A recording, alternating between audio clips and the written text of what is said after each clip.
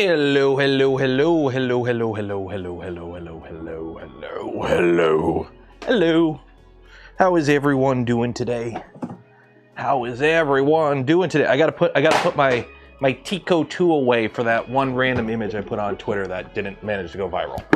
I gotta put the Tico back. I'm gonna leave the Tico 2 sticker on it just to confuse people. Like, what do you mean Tico 2? It's like, it's a Tico 2. What do you think it is? It's a Tico 2. What else would it be? Plug it back in. I need my nightlight. It is so confusing, by the way. Leaving this in nightlight mode is the funniest thing in the world. Because when it's in nightlight mode, are you on? There you go. The Wi-Fi is on. Oh, it's homing. It's homing. It is so funny. When it's in nightlight mode, the Wi-Fi is always constantly trying to connect. So if you pull out your phone and you try to connect to the Wi-Fi, Tico shows up. And it's like, what are you doing here?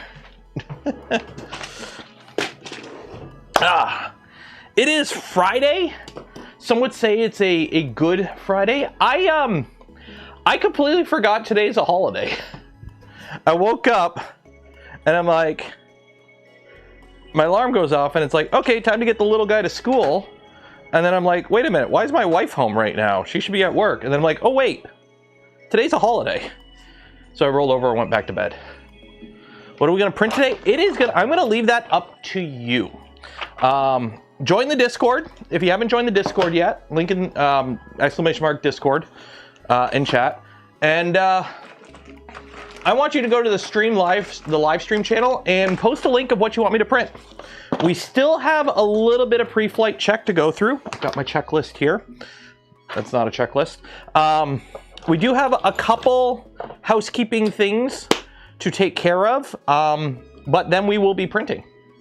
So we will be printing today, definitely well before the end of stream, probably within half hour. I've done the PIDs. The PIDs are done. So the PID is done. The, what do we have to do still? I think I still have to make sure the bed is properly located. So we have to properly locate the bed, 00 and all that jazz. I have to ensure the extruder is spinning the right way and is roughly extruding what we want it to. And then, we'll do a quick input shape. And that should be about it. So I want you to find something to print that will be the thing that we print today. Simple as that. I need you to find me something to print, share it in the Discord, and that will be what we print today.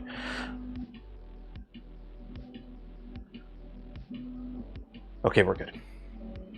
Okay, do a QGL. Do a QG.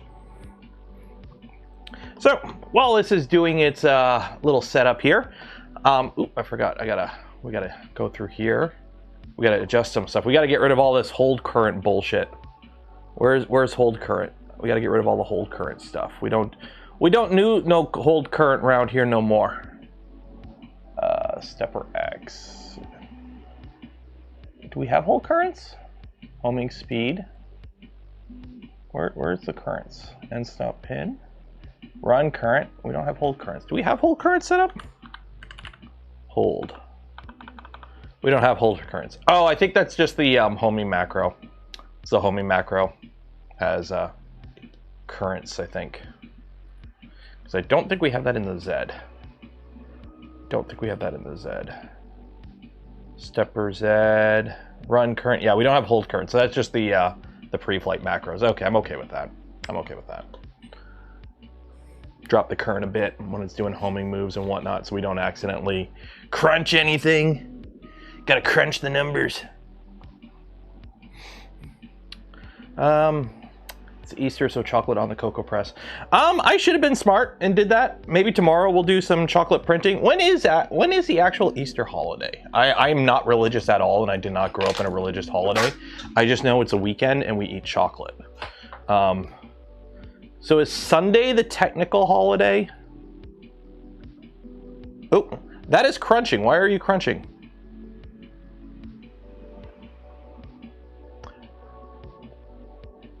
What is going on here? What was that? Did you see that? Okay. Something is off there. Why are you crunching?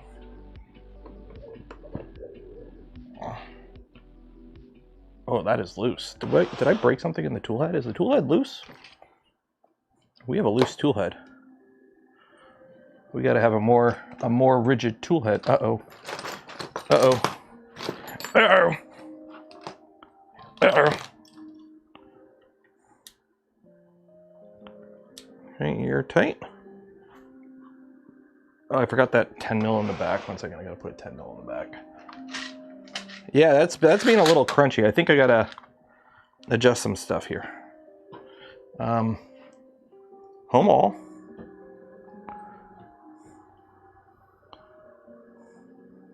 Okay.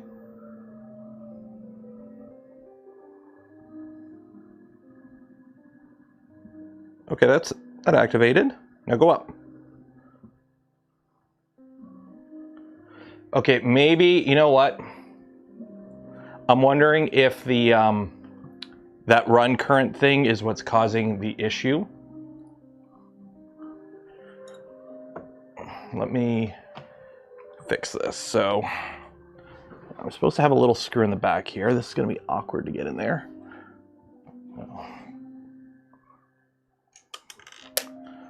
That's going to be awkward to get in there. Maybe I should flip it face down. Gravity, do your thing. I can't flip it face down. Wrong camera. Wrong camera. Enable the camera. I got to put a screw in there.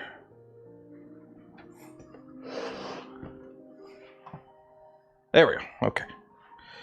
So, where is that hole? There it is. Okay. Oh man. This is awkward because this doesn't want to stay on here. There we go. Hopefully that works. Nope. Maybe I will put the screw in the hole first and then screw it in.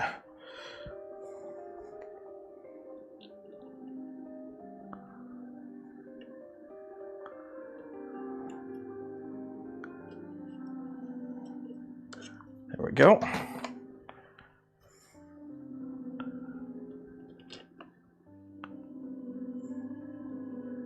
Hopefully that is long enough. Somebody said M310 was how long it's supposed to be. It is not long enough. M310 is not long enough. Whoever told me M310, you sit upon a throne of lies. Whoever last stream told me to use M310,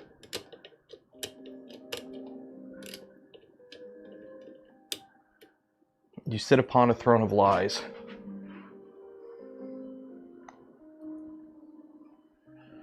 Did you see the explanation on the alias stuff? I have no idea what that is.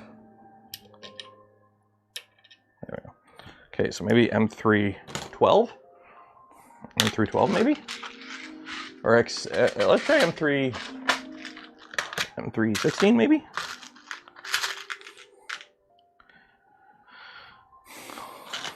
Let's see.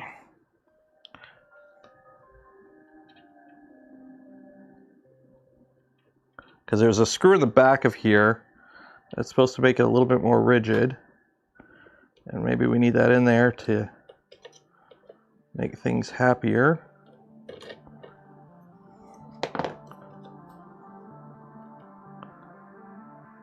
Nope. That's not screwing in either. M316 doesn't screw in either. Okay. That tool head is way wobbly. But it is tight. Like, maybe it's the sensitivity. Can't get that screw up now. Oh my god. Let's try this. I could probably pull up the CAD if we want to wait like 5 minutes for it to open and figure out why that screw doesn't want to screw in. Because there's supposed to be a stupid thing here, but it's not working.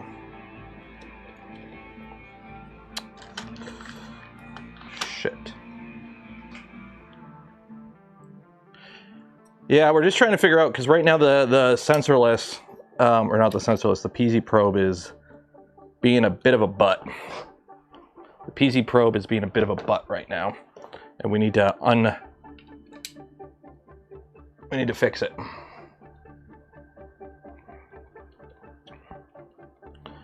So we got to make sure that everything is hunky-dory. So let's take this off and see what we need for a screw. What is the proper screw? It needs to be longer than that. Okay. So 16, no. The next one's M320. Whoever said M310, you sit upon a throne of lies. That should go there. That should reach. Okay, M320. So that's that. Now what about the rest of these? Are these guys nice and tight?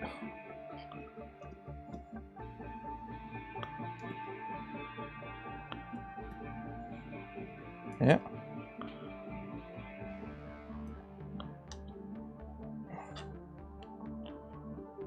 Okay, that's tight. Good catch now. Well, yeah, you'd rather catch this kind of situation. You'd rather sort this out now than further in the build process, right? Further along in the...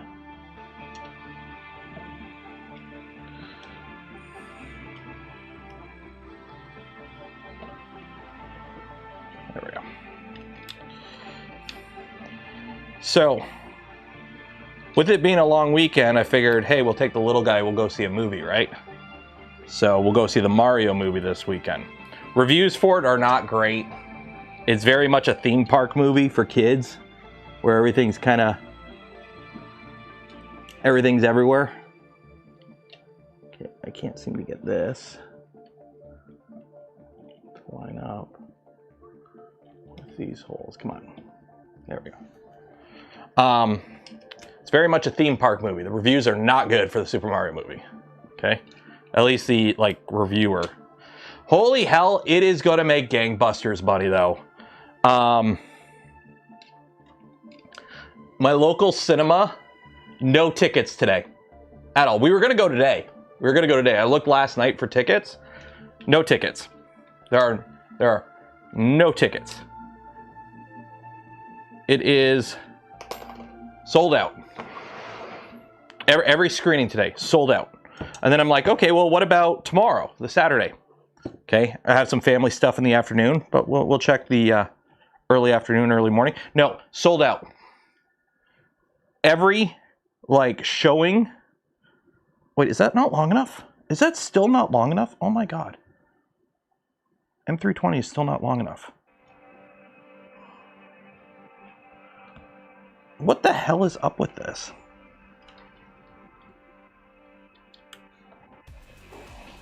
M320 is not long enough. What is this bullshit? You know what? I'm leaving it for now. I don't care. Toolhead's more rigid anyways. It's gonna F up our input shaper value, but whatever. Let's see.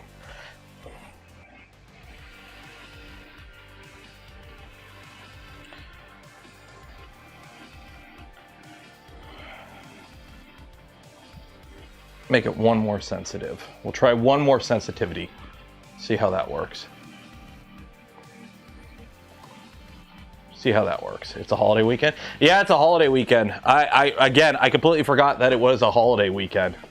But I'm used to buying tickets for a movie the day before and not it being an issue. No, 2 days before, it's sold out. It's sold out everywhere. It's insane. And I'm like, oh my God. Okay, PC Probe. So see all this? Yeah, I don't want it changing my currents for homing.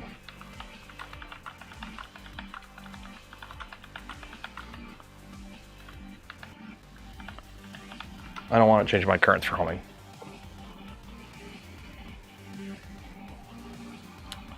Save and restart. Okay, let's try this. Let's try this now. Okay, home all. Balin V gifted 5 community memberships. Cheers and appreciate it. Okay. So just a quick sanity check. We're good.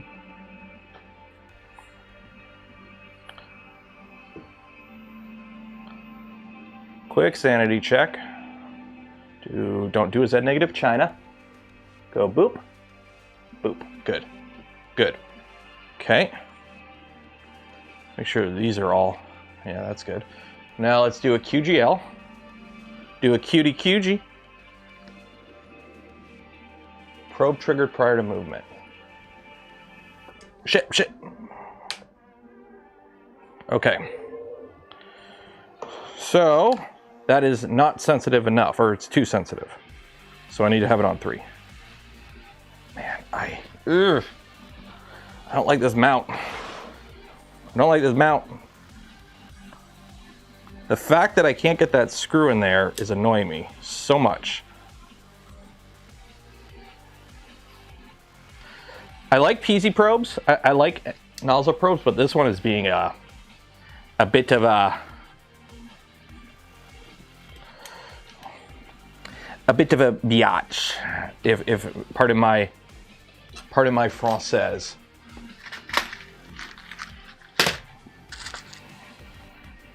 Are you actually a 20 mil screw? No, the heat set's there. The heat set's there. It's just not wanting to engage. Like, the heat set is there. It's just not biting.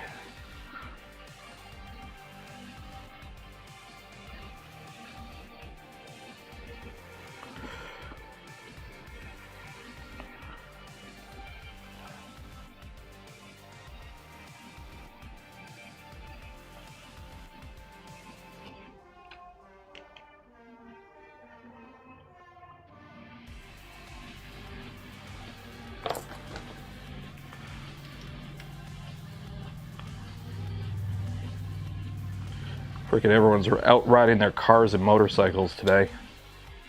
It's nice and sunny out. 1,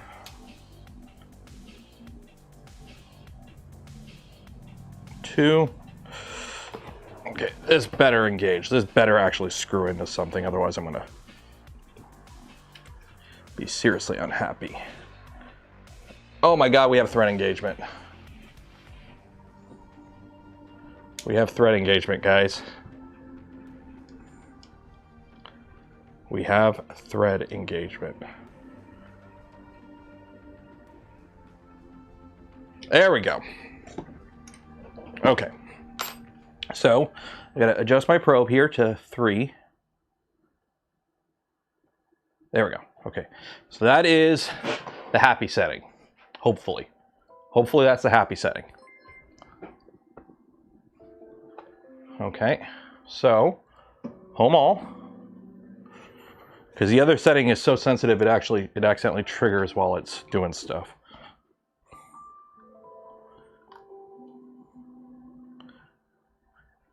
No trigger full movement. Damn it, is it false positiving again? What is going on here? What is going on here? Home all.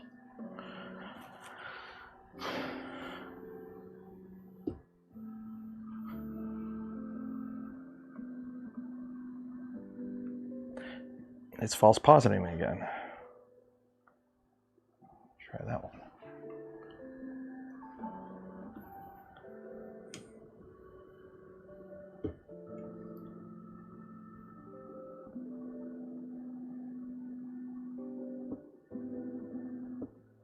Okay.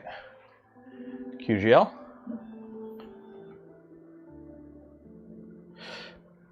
It's too sensitive on the QGL. Too sensitive on the QGL.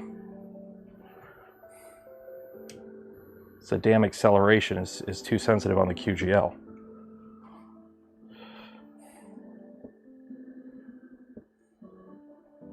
So maybe if I drop it down one more, let me try something here. Let's try.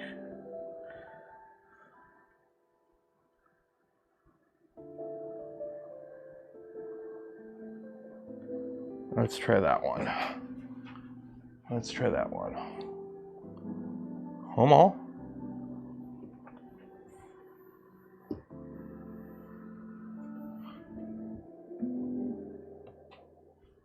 Nope, too sensitive. Too sensitive, okay. Try that one. We're back to where we were on frickin' the other day.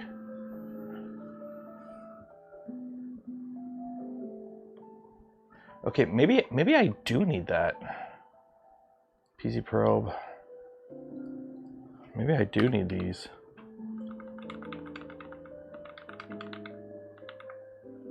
Save and save and restart. Okay, let's try this now. Let's try this now. Home all.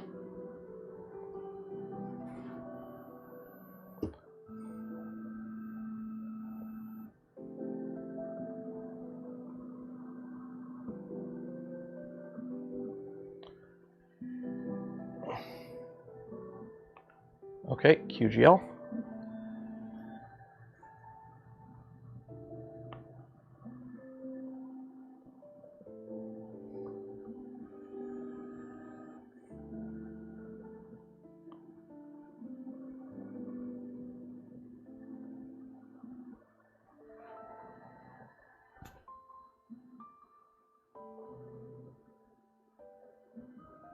Okay.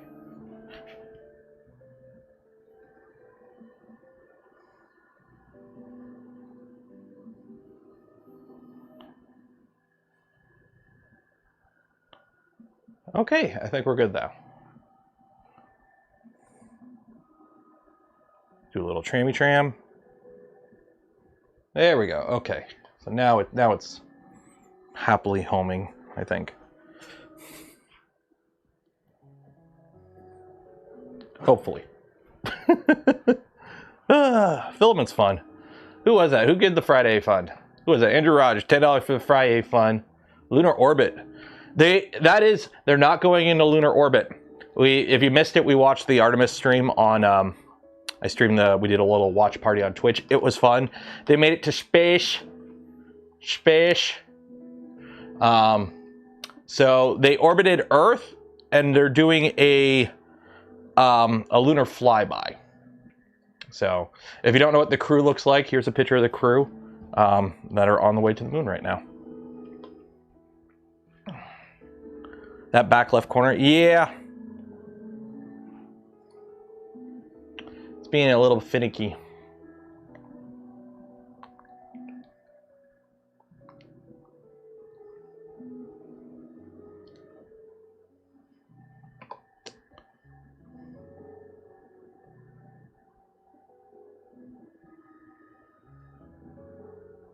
Point.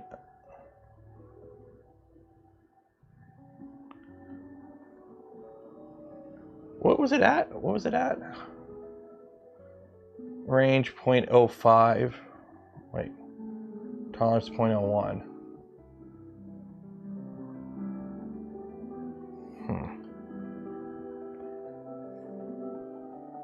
It is a little annoying. It is being a little... Come on.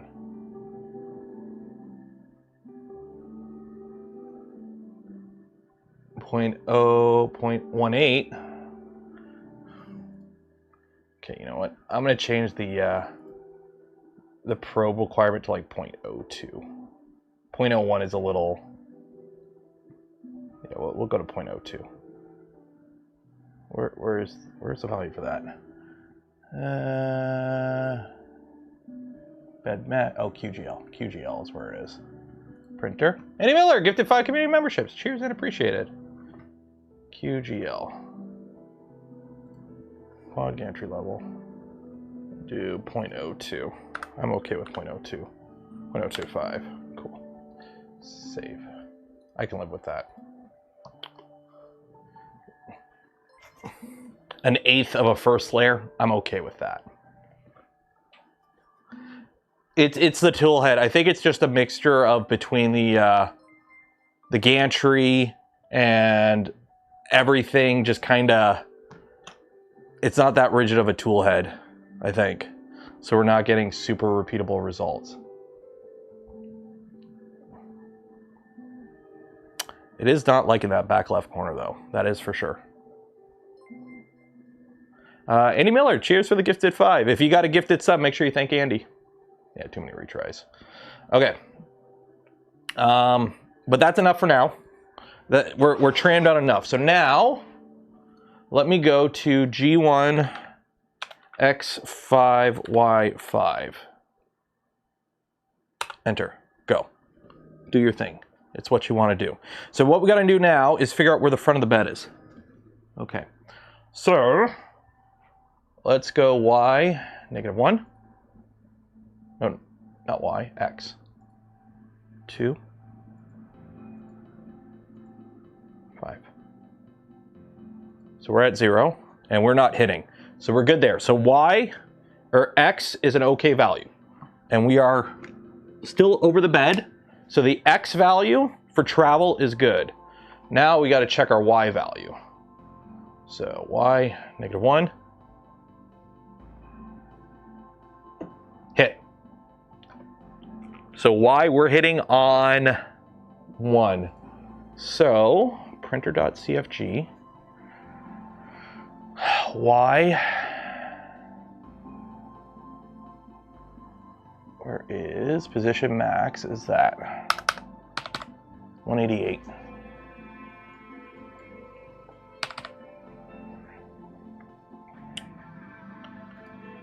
Okay, because we don't want it hitting. We don't want it hitting at 0, right? Obviously. So home all.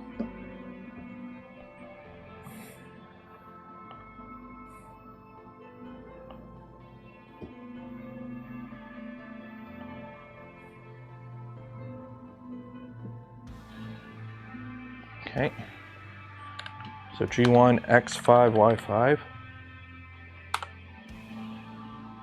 and then we might be able to slide the bed back too. Okay, so Y,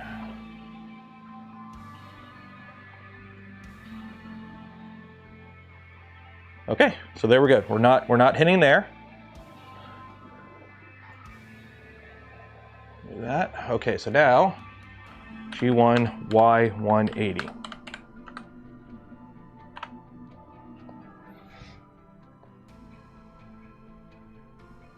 Okay, so we can move the bed back ever so slightly, actually, because we are with that. Yeah, we can move the bed back. We can move the bed back. G1. Printer. Let's see here. G1 189. I think we're okay at 189. Save and restart. Let's see. This might work. This might work. We're trying to get as much of the bed as possible. Home all.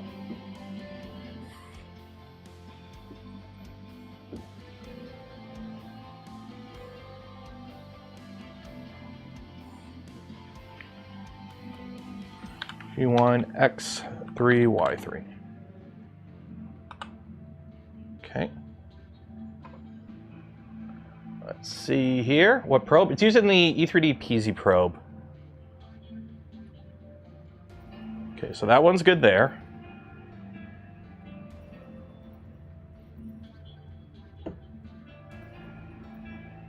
Yeah. So it does hit on 0.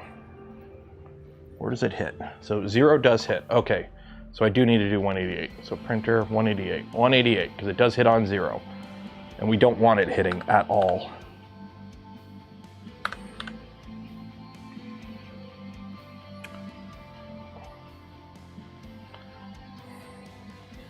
Because hitting is bad.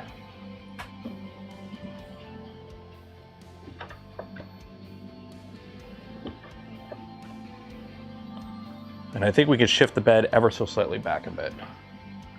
G1 X or Y0. G1 Y0. Come on. See here? No hit. Good. Okay. So now, yeah, chew out of here. we can loosen these.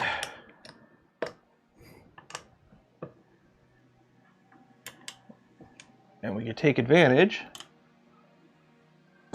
of our bed.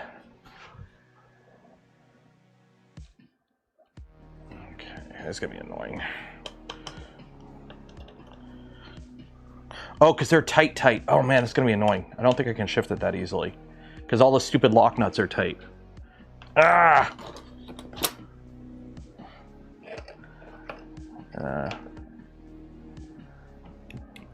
That is gonna be hard.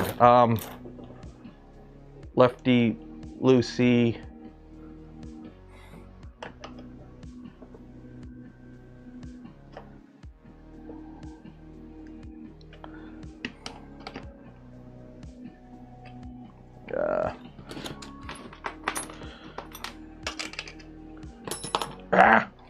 There it is. There's the adjustment. Oh shoot, I gotta loosen that, loosen that, loosen that, loosen that. Uh-oh. Right? No, no, I gotta go the other way, this way.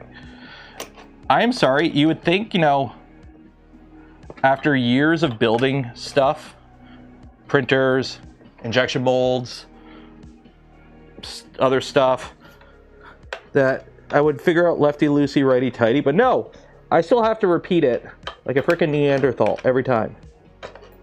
Every time I have to repeat lefty loosey, righty tighty. Every time. Every time I got to do it. Every time.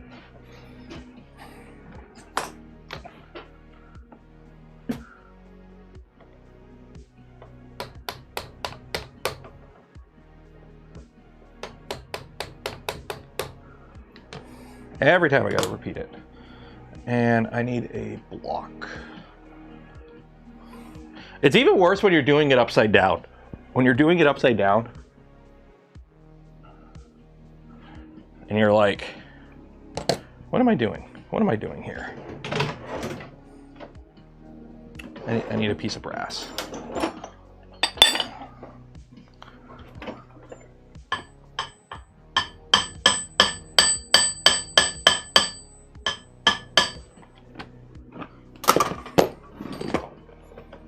That doesn't want to move much at all. Are we moving these at all?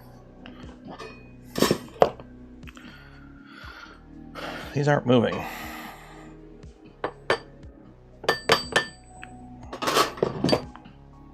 The stupid bed isn't moving because these are locked in here. You know what? I might just suck it up and lose a millimeter because unfortunately these are all locked. I'm not a fan of this bed style. I'm not a fan of, it's a hex nut and then a standoff screwed into the hex nut and then another screw. So you have two screwed conditions that alternatively tighten and loosen. I'm not a fan of that, and I think I'm just going to suck it up and lose a millimeter of Y travel because that's annoying to fix. So I think we're just going to suck it up and live with it because I don't know about you, I want to get this printing.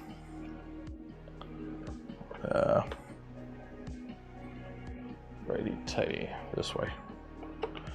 I want to get this printing, and I don't want to be dealing with this bullshit.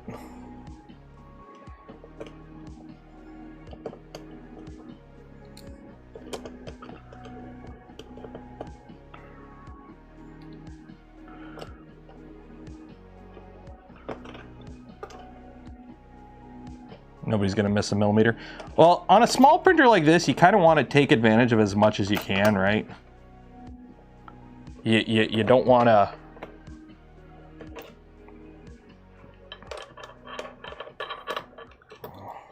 you don't want to waste. Like, yeah, it's a millimeter, but that's a millimeter of print volume. Oh man, trying to.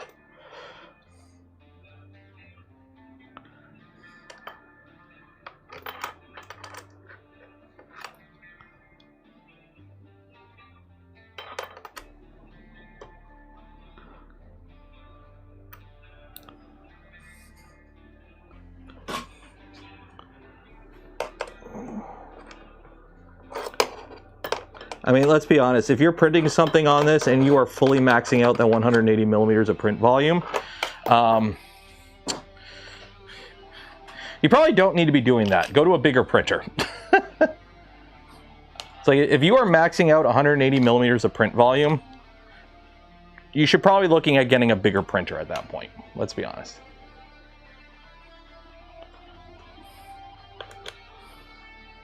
Did I see the new Stream Deck with a slot machine lever? No. Is that for kick streamers?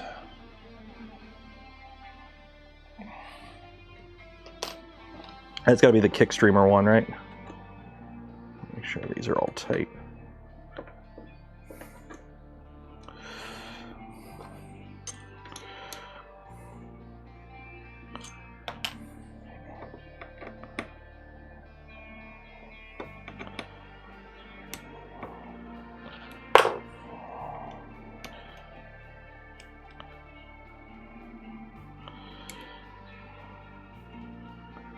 Okay, so on the bright side, with it being a PZ probe, I don't have to worry too much about it. There we go. Okay. Home all. So let me just do this. Printer. I just want to adjust one thing with the QGL. Quad gantry level. Where are my positions? Corners. Okay. So I want to bump you up 155, and then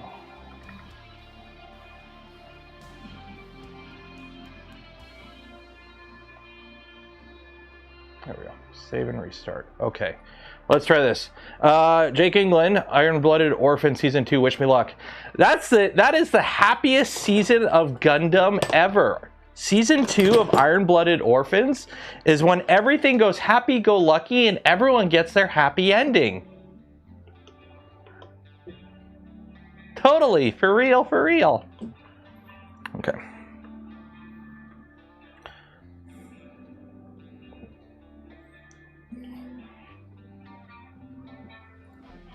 Oh, I think I know what it was. I think I know what it was. It was this.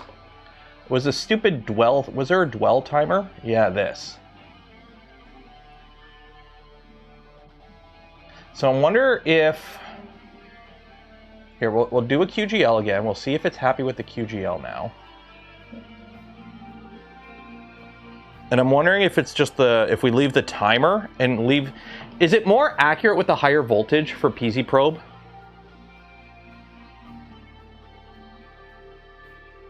Probe trigger prior to movement. Probe trigger prior to movement. Probe trigger prior to movement. No. QGL. Come on, do this the right way. Come on.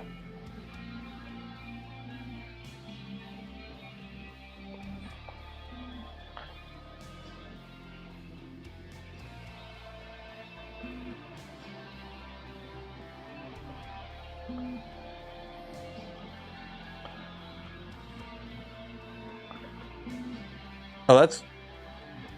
Why are you not working in that back corner? You just bent the shit out of that.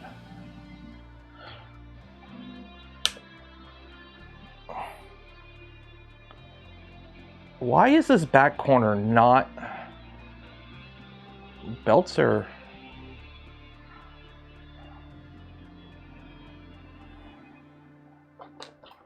What is going on here? What is going on here? The back belts are ever so slightly tighter than the front belts. Maybe that's it.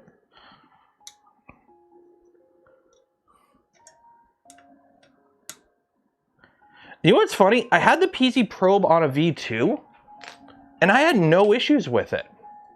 I had the PZ probe on a V2 for years. No issues. It's like whenever it came out till we started taking it apart to rebuild it as a stealth changer. I know it really likes having a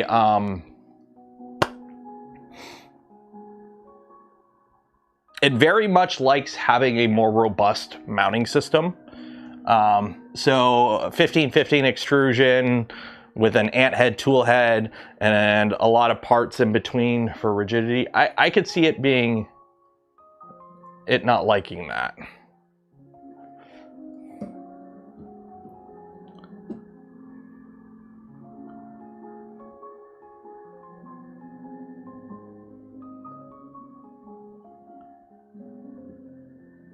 because it probes fine there. I'm wondering if I can get rid of this hold current bullshit. You know what? I'm going to get rid of the hold current bullshit, see if that helps. So.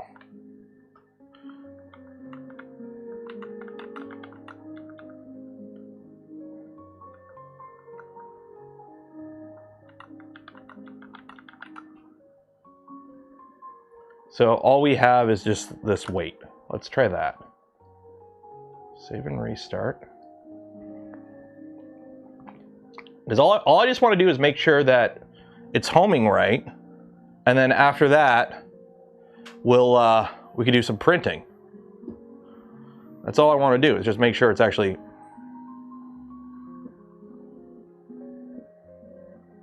Okay, QGL.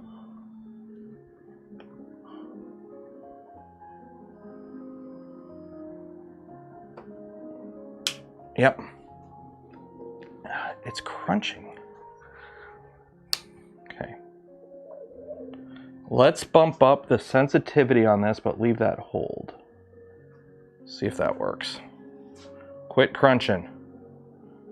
Oh man, I don't like that.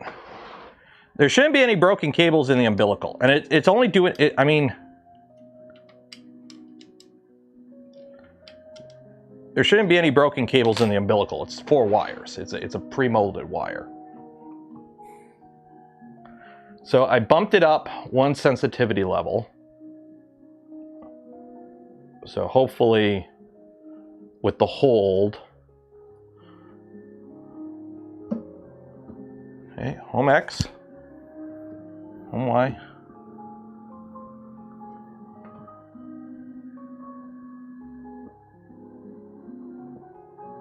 Okay, QGL.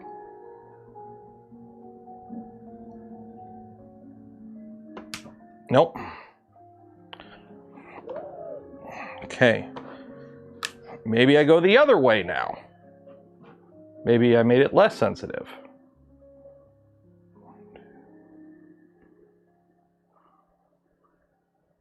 Let's try this one. I'm just trying to figure out why it homes okay in the front, but not in the back.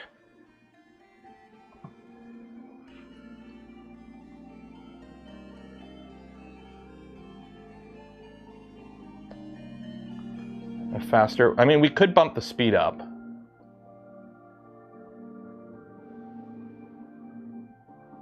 Home all.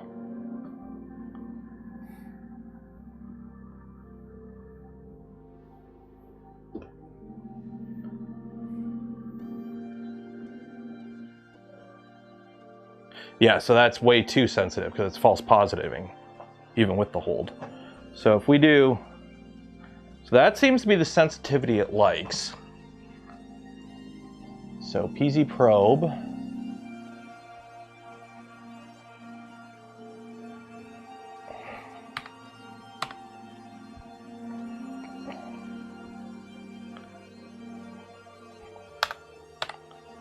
$250.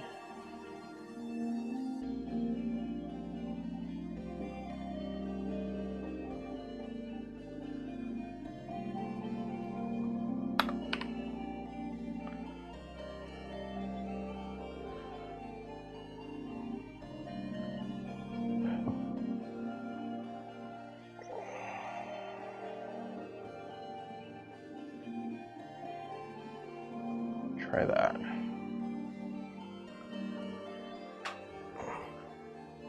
No, the nozzle's not bent. One of the ducts does look a little wonky. I think it's just because of the way it sits. There's a wire under it. Okay, let's try this. Home all. Let's home all. You're also looking at it from an angle.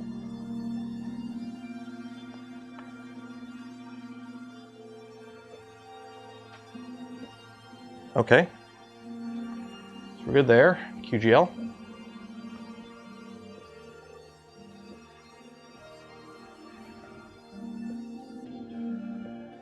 Okay, good. Okay, good.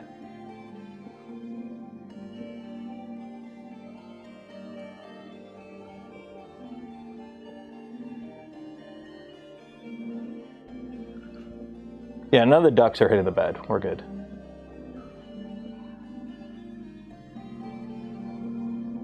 Okay, it's much happier now. Much happier now. I can take my hand off the button. So we just had to increase the amperage and bump the speed up. Still not happy with that back left corner, back right.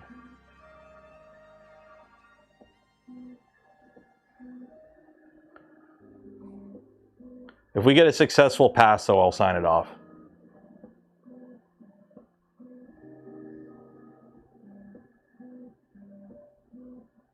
Okay, that's one successful QGL.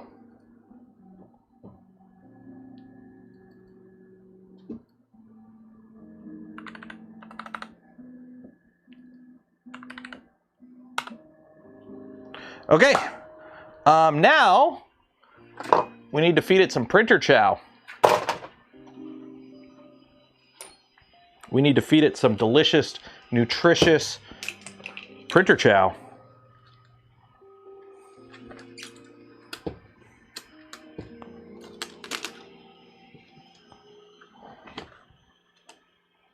What am I doing?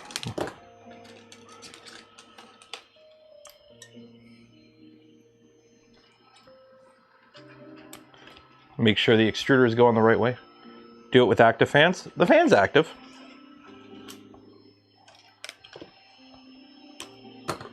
Oh, the sensorless homing? I see what you mean. Nah. You'll YOLO it. Okay. So. Put you, give you a nice little 45.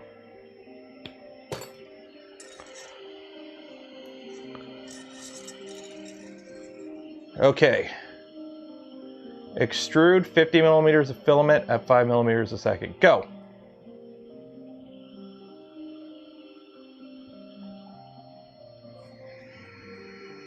Going the wrong way. Okay.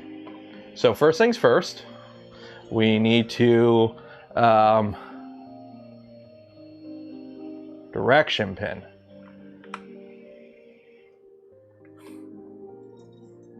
We gotta, as Nicki Minaj says, we gotta flip it and reverse it. In your whippy yippy yip yep, or whatever she says in that song. Okay. There's a V2 of the Nighthawk. Yep. I do believe that is a thing that's in the works. Okay, extrude, go. Oh. Wow, there's a lot of movement. Okay. Oop. Okay, this is really tight. This is a real, oh my god. Okay, maybe.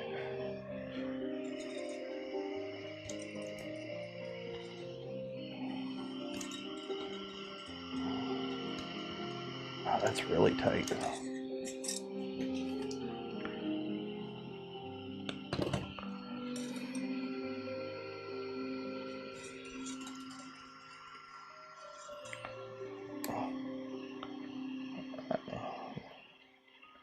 Okay, this set screw is, maybe I need a longer screw. This is not happy.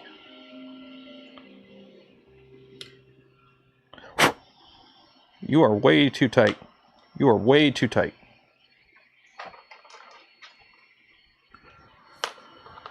Are you longer? Yes, ever so slightly.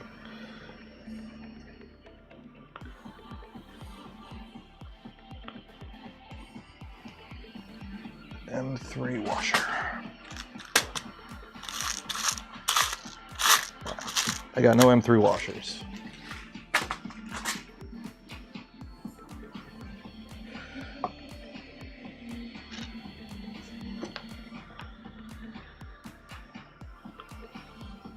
This stupid washer isn't an M3 washer. It's like rough. It doesn't work. I don't like it. And yes, I know I bought a bunch of M3 washers, but they're too big. They are the wrong size. M3 washer.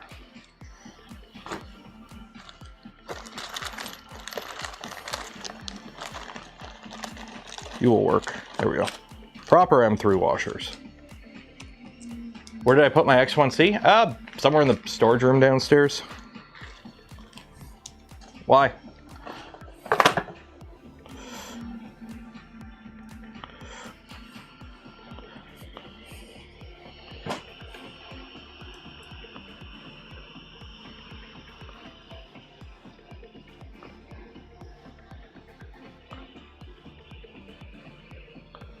There we go. Okay. Extrude. Go.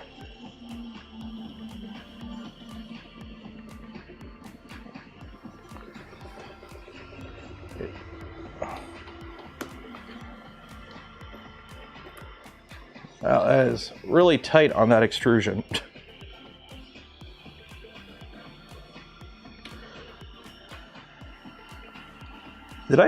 Is this built wrong or something? Because this is stupidly tight on this extrusion, or on the filament. Like, I mean, there's no, wow, that is really tight. Like, really tight. Like, look how open this is. Like,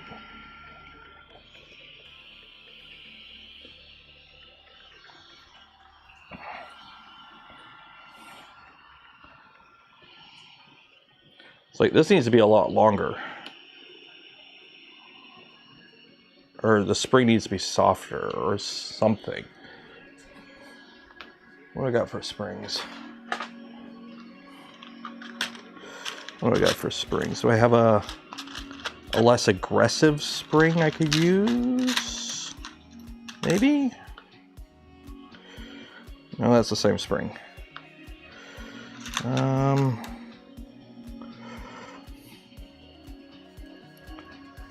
No. Let's try this guy.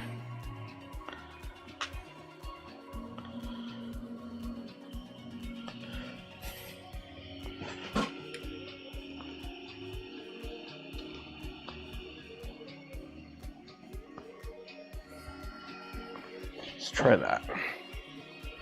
Extrude 50. There we go.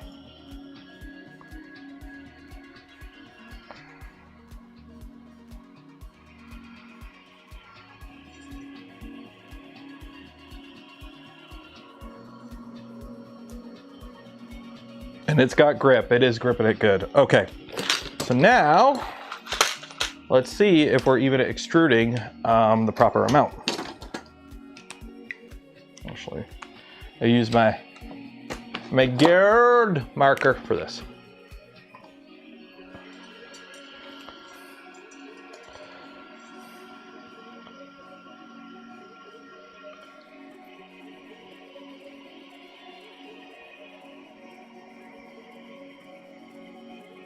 Okay.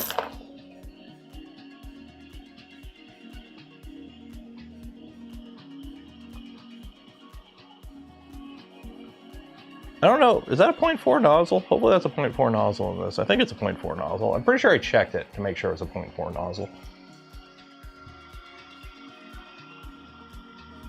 And stop. That's accurate. That is accurate. Okay, so now I need to unload.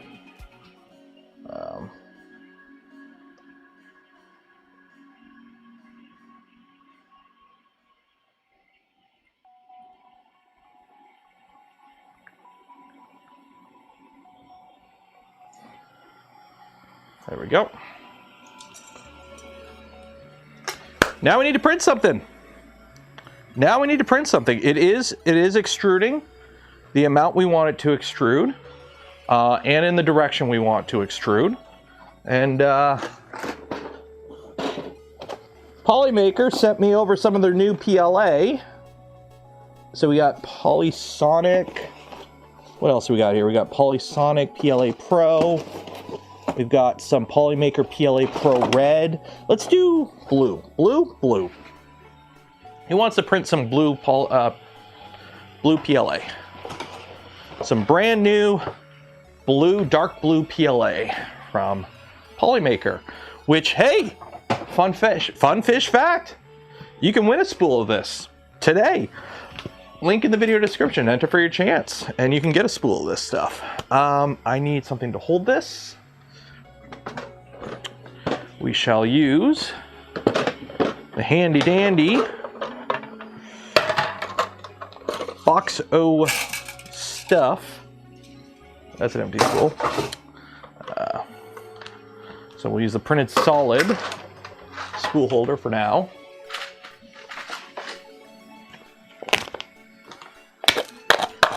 Yeah, it's a PLA Pro.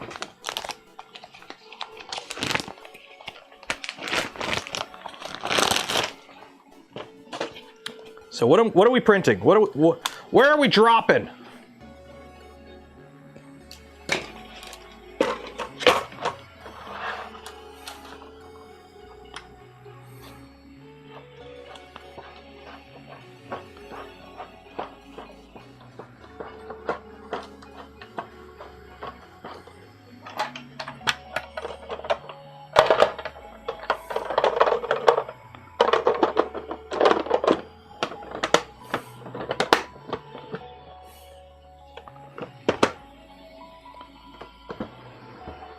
Go. You go there, and you know what? I'll put you over here, and then you can go in here.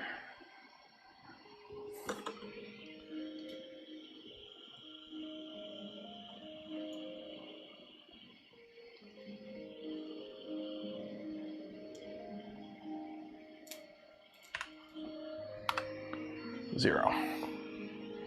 There we go. Extruder 50.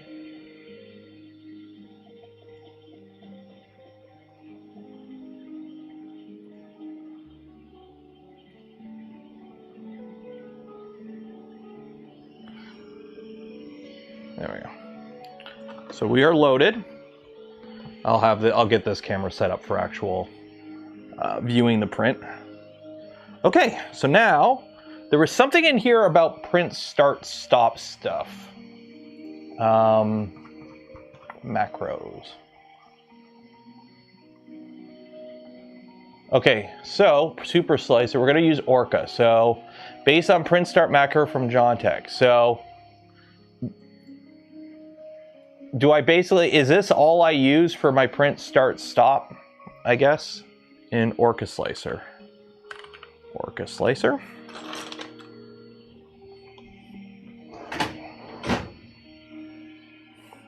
Should probably clean the bed off.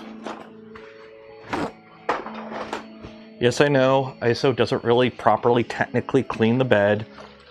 It more just kind of dissolves stuff on the bed and moves it around. But for what we're doing today, is good enough. And then, what's the next thing we do on a brand new printer class? What's the first thing we do on a brand new printer around here? If I can find this stuff. Where did I put it? Oh, there it is. That's right. Vision miner. I put this shit on everything. You want your prints to stick to the bed? Put Vision miner on the bed. Simple as.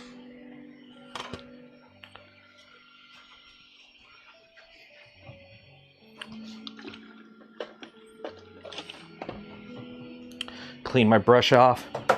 Beat the devil out of it. Put a little Vision miner on the bed.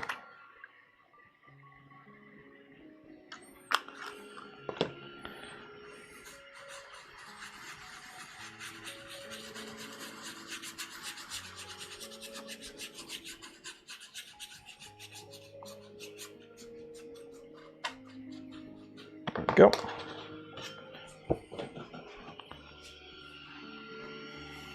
Sure we got nothing to rise up.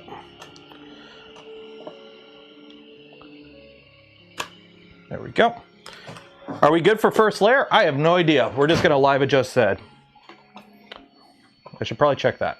Oh, there's a new version. Okay, let's download the new version. While we do that, I'm gonna make sure my first layer is good. I should probably make sure my first layer is good. I should probably make sure the first layer is at least like close.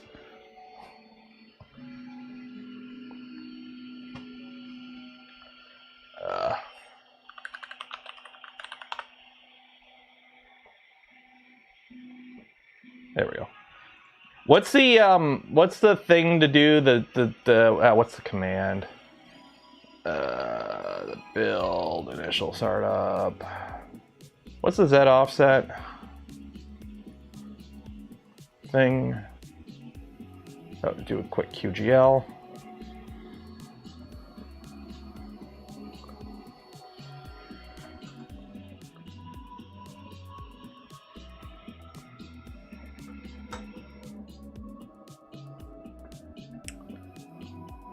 No, not test Z. There's Z calibrate or whatever it is. I'm trying to remember what the...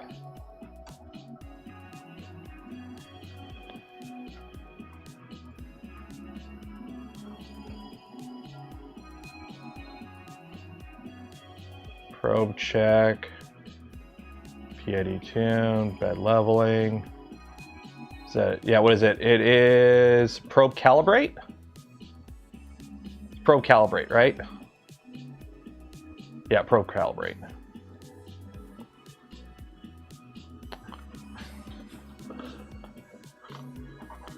Having this whipping around probably doesn't help. That's probably affecting it a bit.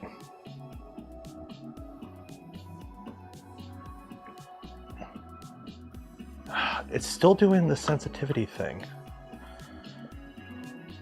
Okay, 1 second.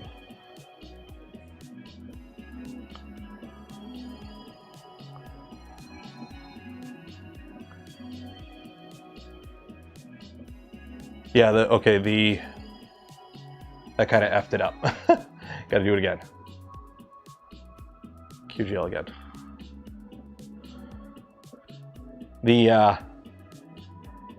This pulling on the tool head effed up the QGL, which isn't good. Yeah, we did the PID at the end of last stream.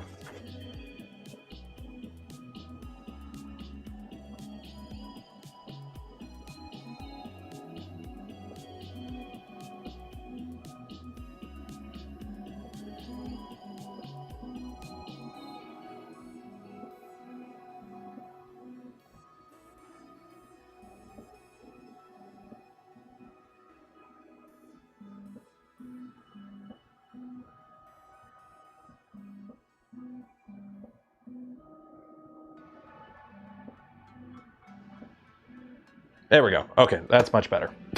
Much better. Okay. My TELUS mobility bill is ready. Wow.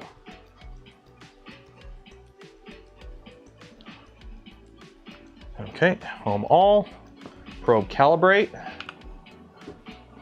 and then we will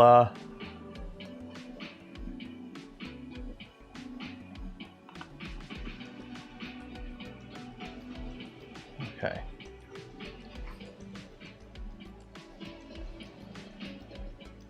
Oh wait, yeah, let me go down a whole millimeter. I need a piece of paper. I need a piece of paper.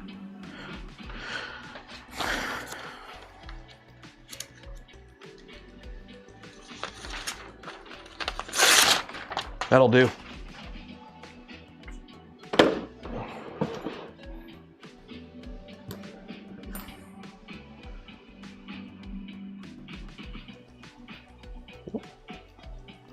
Right there.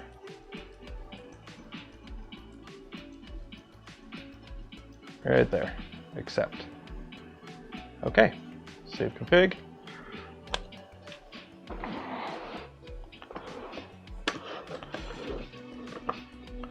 Okay. Home all.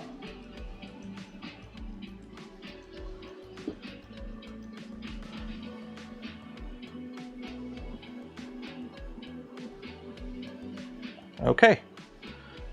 Oh,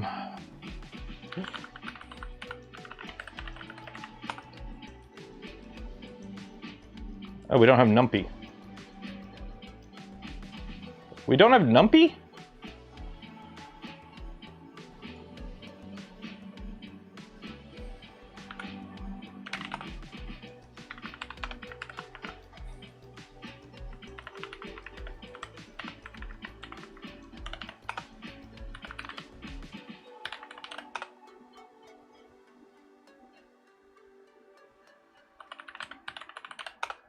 do we not have numpy?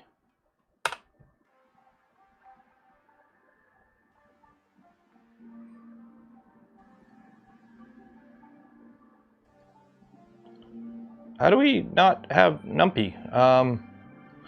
Clipper, input, shaper. I thought, doesn't it come with numpy now? Am I missing something?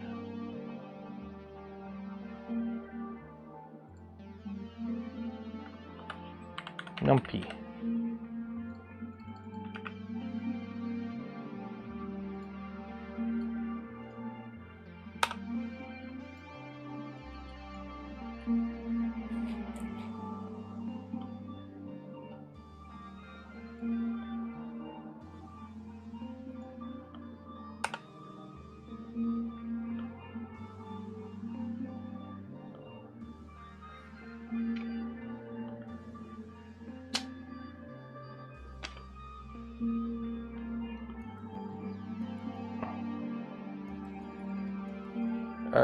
Am I?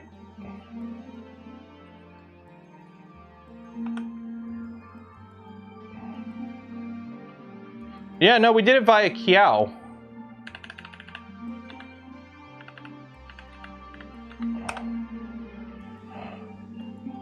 Is there a thing for numpy?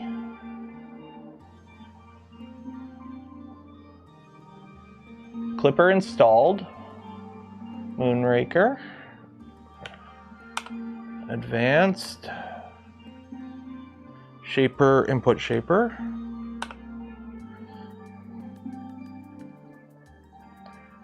Yes.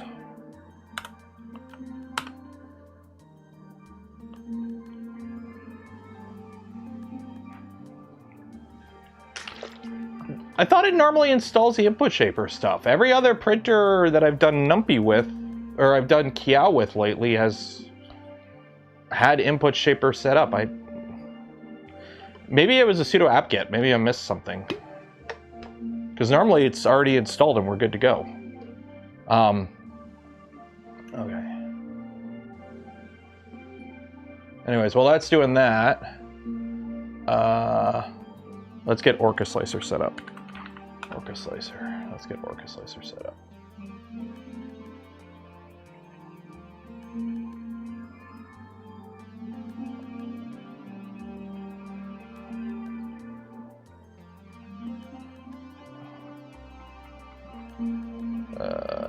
There's a new, there we go. A new Orca Slicer install. So download that. Okay. Run anyways. Also, heads up, be careful if you're searching Orca Slicer.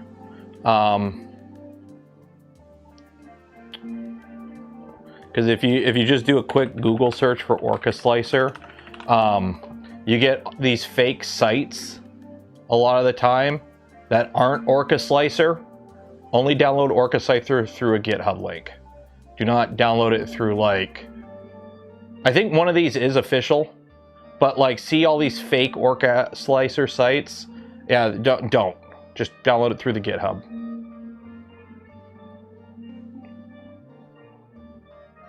You don't want to,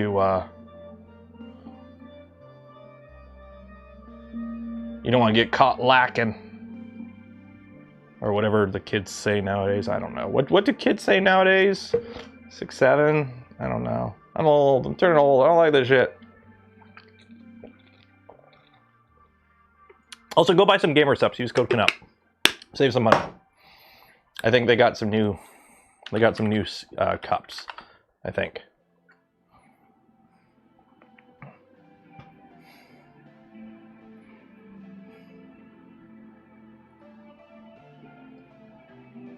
There you go. You can get your Pooh versus Steamboat Willie cups now.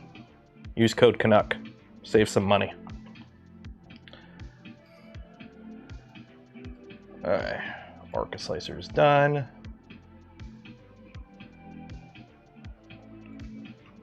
So let's get this set up. So we got our starting G code for Orca Slicer, which is this. So copy that. Okay.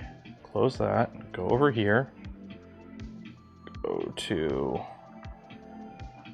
where'd Orca go? Orca! I told you to boot up. Where'd you go?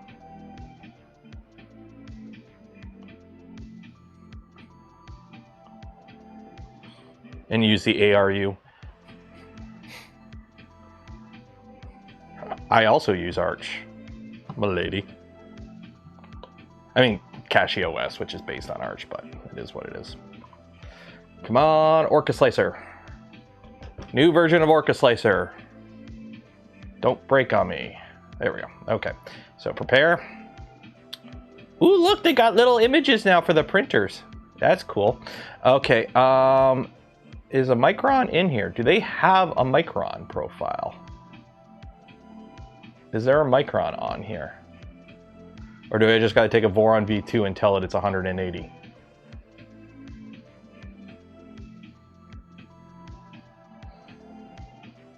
Come on. Find the printers. Is this still doing stuff? Jeez. Okay, Micron? No. Ant? No, Voron. Okay, so I guess what we do is we take a 250. Come on. What's going on here? 250. Confirm.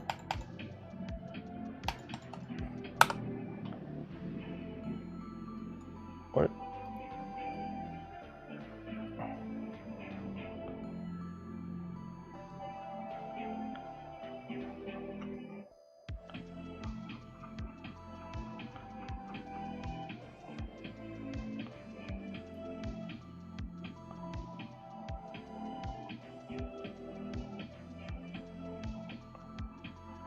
Where's Voron? Is it alphabet? Is it not alphabetical? Who is volumic? Who is Volmuic, and why do they have so many damn profiles in here? I have never heard of them.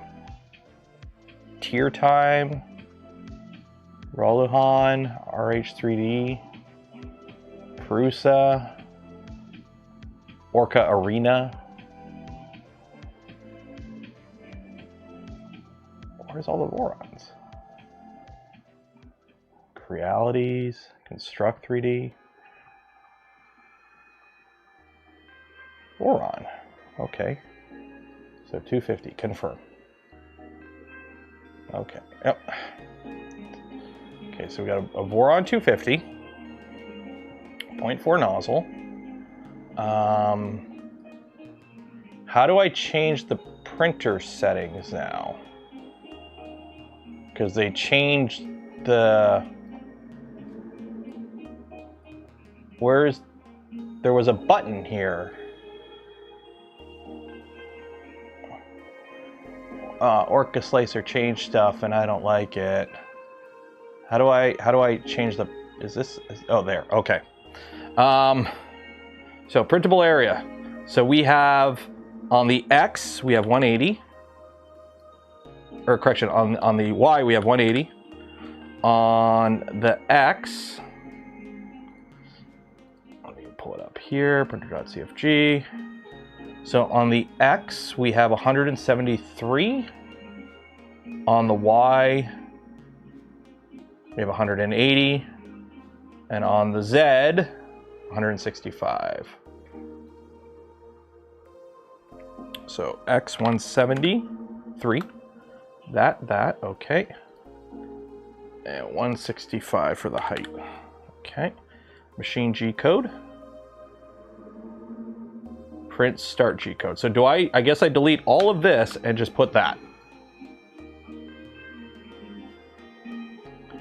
And then save. And this is Micron plus 180. Okay. Save. Okay. Okay. So what are we printing, class? What are we printing? What did you guys give me to print in the Discord? It's got to fit on here. Somebody gave me an Artemis rocket. I don't think that's going to fit on here.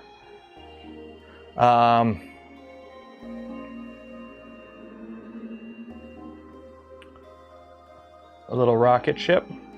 Are we gonna print a little rocket ship? Tight fit, normal fit, loose fit. Let's just print rocket ship.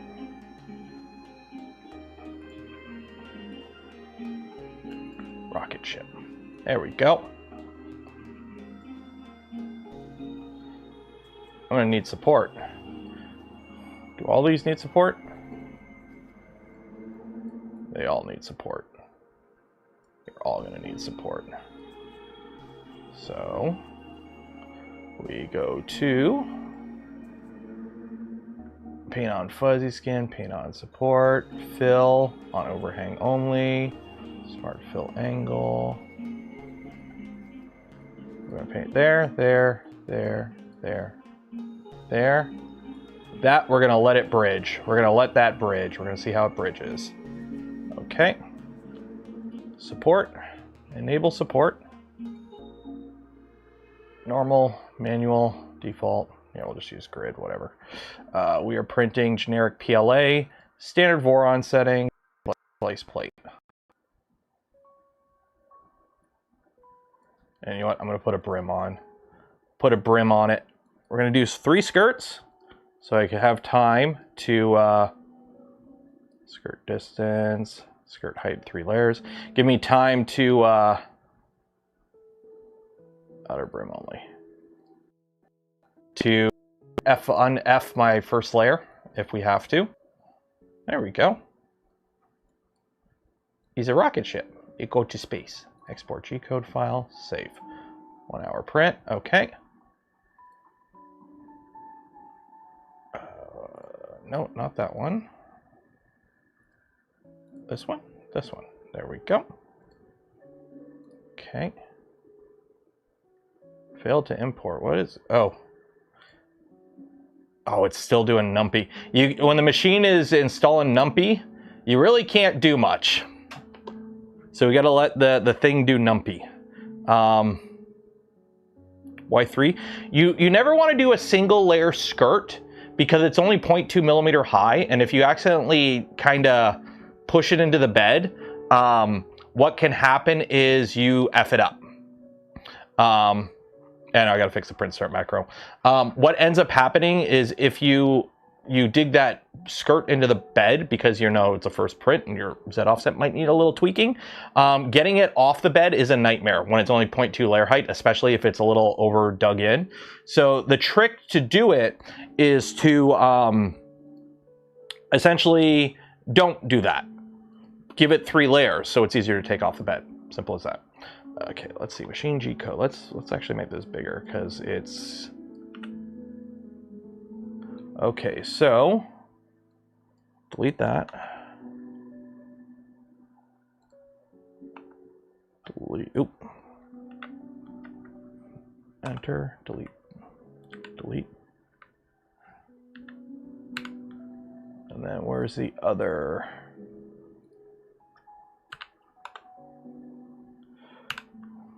Is that how that looks? M104 S0, M140 S0, print start. Okay, save. Okay, that makes sense. Export, save. Okay, there we go. So we gotta wait. Okay, so that's done. So now,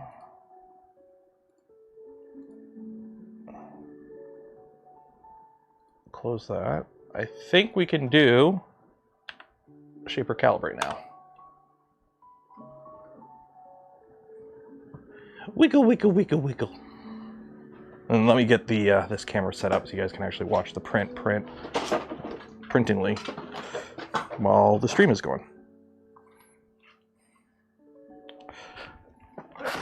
There we go. There we go. So once this is done, we'll just do input shape. We'll save it, and then we'll start the print. And then we enjoy the printer printingly while it prints printingly. So Yay! Shake and bake. Yeah, I don't have the fancy. I know there are fancier versions of Input Shaper now. And we're still using the, whatever one it came with.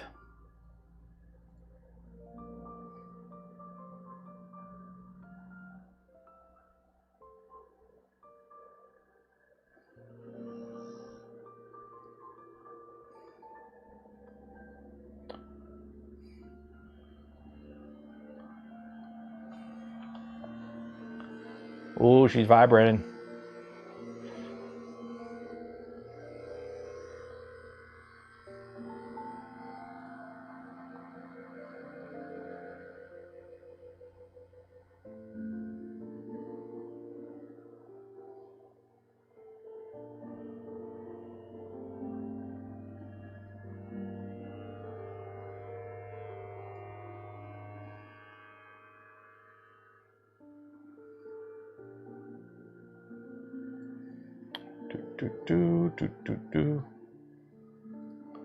Isn't the new one mainline clipper? I don't know. This is, as far as I'm aware, this is mainline clipper. Like, this is, I installed normal clipper.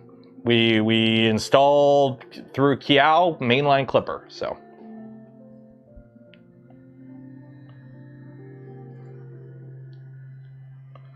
Uh, 85M. I don't have one. They wanted to send me one. And I replied to their email, and they're like, okay, we'll send you one with the next batch, and I haven't heard anything from them since, so... I don't know. Oop. My table's shaking.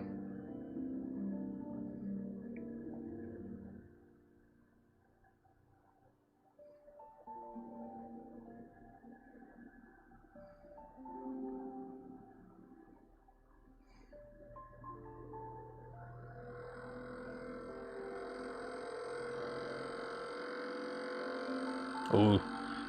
Can you see? You can't see it. Oh, I'll probably be done by the time I get the camera zoomed up. The freaking Bowden tube is dancing.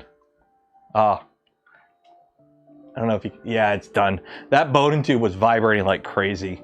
I mean, we're probably not going to get the best input shape results because obviously the printer is not like fully squared away yet. We don't have the enclosure on it. This Bowden tube setup is just temporary for just to get like that first print kind of thing, but...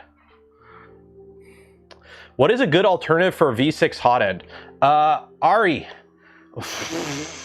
Welcome. Anything made in the last 4 years. The V6 hasn't been new in like 5 years. Revos. I like Revos for just straight up easy drop-ins. You're not going to get the craziest flow out of them. But they are, you know, the Revo nozzle's nice because you don't have to worry about oozing issues and whatnot. You can also go cheap and go with like a Dragon. I know right now I'm a big fan of the Tube Compact if you want to spend a little bit more coin.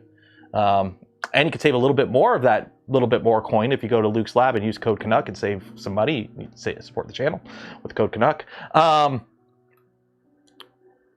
honestly use whatever the kits come with nowadays. I'm using a Revo on this because I wanted to use the PZ Pro, but... What 3D just did a video with at E3D and they are selling a ton of V6s for legacy, because if you own like a Mark III, if you own a print lab with like racks of Mark IIIs, you're still going to keep using the V6s, right? Like the V6 isn't a bad hot end. It's just newer hot ends have come out. This is something a lot of people I don't think kind of get when it comes to 3D printing. Just because a new thing came out doesn't mean the older thing is now worse. It was always as good as it was. In fact, it might be a little bit better now with better nozzle technology.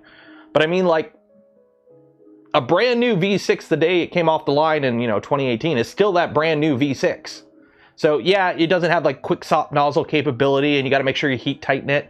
But you could slap a Diamondback nozzle in that thing or a high flow CHT in that thing and get decent numbers on it. So if your printer already has a V6 in it, put a little bit bigger heater in it, put a high flow CHT nozzle on there, and off you go to the races, right? Like the one thing that like I don't like about the V6 is it's groove mount. That's basically it. It is groove mount. That's like the downside with the V6. It's groove mount. fun fact, the Voron Revo, which I don't think I have one. I have one in here, technically. The Voron Revo started life as the Voron team going to E3D and going, hey, can you just make a V6 with a bolt-in block instead of the groove mount? Like, just make a V6 heatsink that we can screw in from the top like the Dragon. And E3D kind of reached back to like, yeah, we can design something, make it fit in these dimensions. By the way, have this little snap ring collet thing on the bottom. And we're like, why? And they're like, you'll find out soon. And then like a month later, we were like read in on Revo. It's like, oh, more than one person has the same idea. Okay, so input shape is done. What do we have for values? Whatever the auto values are. We have MZV 79.8 and 2-hump EI 80.6. Is that good? I don't know. It's temporary. Who cares? Upload and print. Let's roll the dice and see what we get. Okay, so you're homing.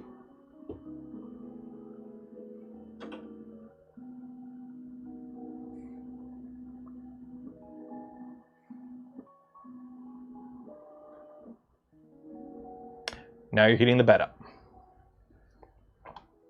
There we go.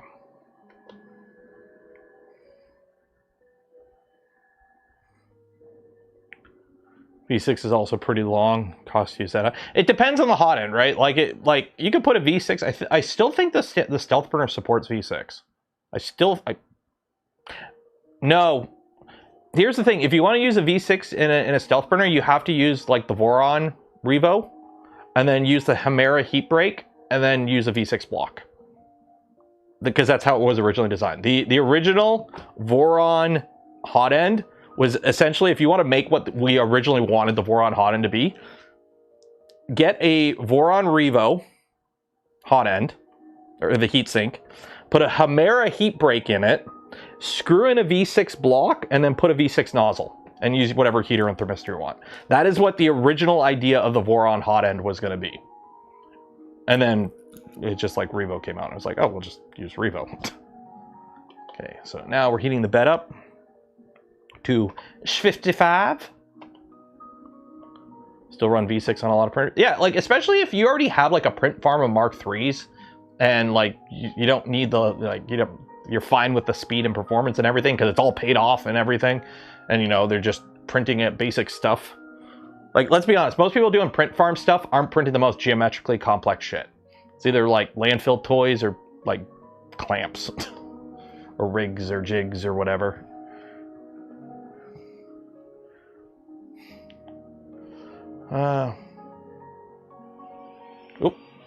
Okay, so now the hot end is heating up to 150. I'm assuming it's doing 150, and then we're going to do a little beep, boop, boop, boop, beep, boop.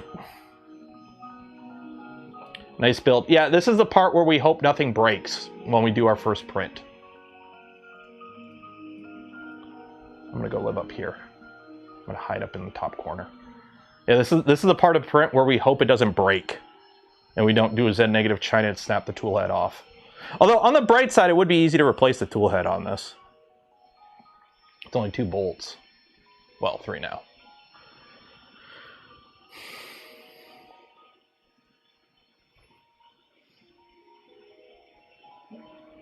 Oh, okay. Do the QGL. So we're doing a QD-QG. I don't know why I started saying that.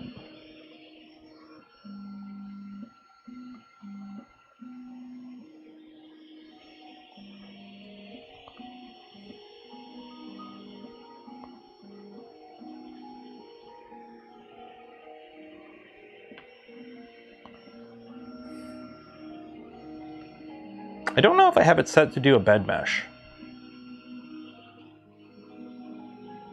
I mean, it's whatever the print start macro has. The only difference between this and the fully stock Micron Plus setup from LDO is I went with the PZ probe instead of using Clicky. Because I had a PZ probe and I figured use it because it's less complex. Okay, so we're not doing a bed mesh. We're going right into printing. I mean, you could set it up to do a bed mesh, But I mean, it's a 180 millimeter bed. Do you need a bed mesh for that? Gonna be hard for you to use. Oh, dude, when we do the Toasty Boy rebuild, it's probably gonna get an A4T tool head.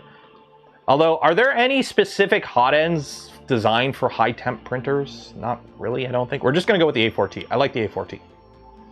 A4T, Revo high temp. We went with the ant head tool head on this because that's what the kit comes with, kind of thing. Oh, okay. How's that first layer looking? I think we're good. That first layer is looking good.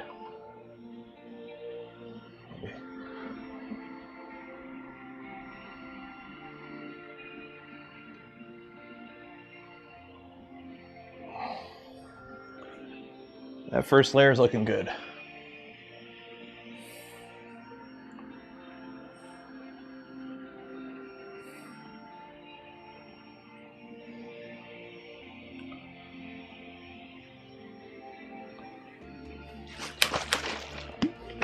I don't even know, what temperature is this even at? 220.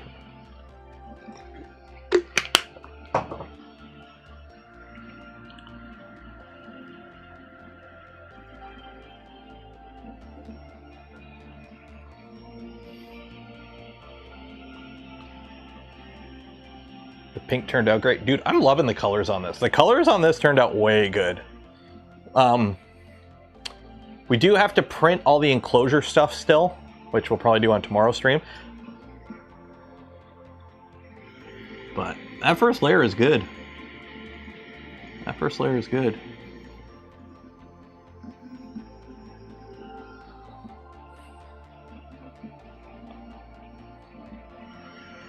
Maybe no, that's a pretty competent first layer, I'll say.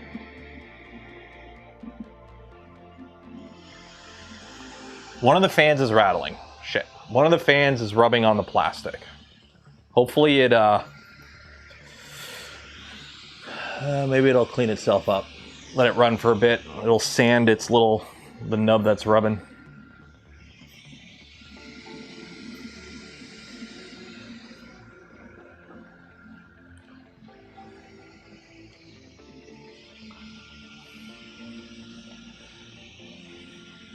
Thanks for your question on the drawing. Got my taxes done. I know, I still got to do mine. I got to the end of the month, though.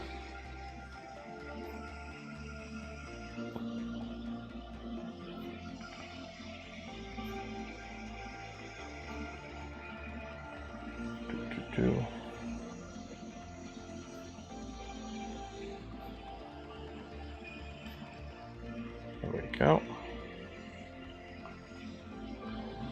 There we go. Now I can see.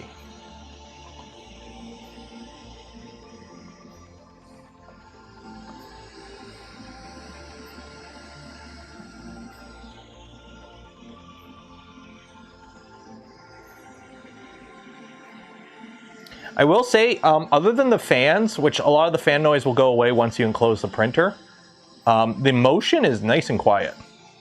The fans are a little jarring because one of them is rubbing on the plastic a little bit. But other than that,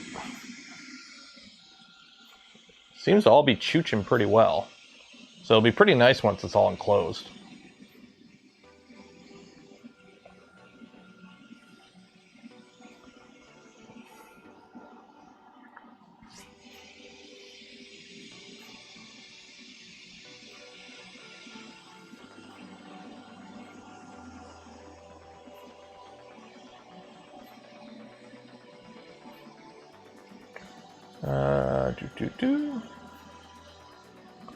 So yeah, so there we go. So don't forget, if you haven't yet entered for your chance to win some Polymaker filament, link in the video description. We will be doing the draw for that at the end of stream. So you have until 5 o'clock to enter for that. So basically, this print should take us to the end of stream. So whenever this print ends, we're going to end the stream. But it's looking like, if all goes well, this print should end around roughly when stream ends. So if it ends a little early, we end a little early. If we end a little late, we end a little late. But she do be chooching. She do be chooching. Does it count as a machine clearance if you let it chew away the rub area? I mean, it's a milling machine now. It's got a fly cutter, right? That counts, right?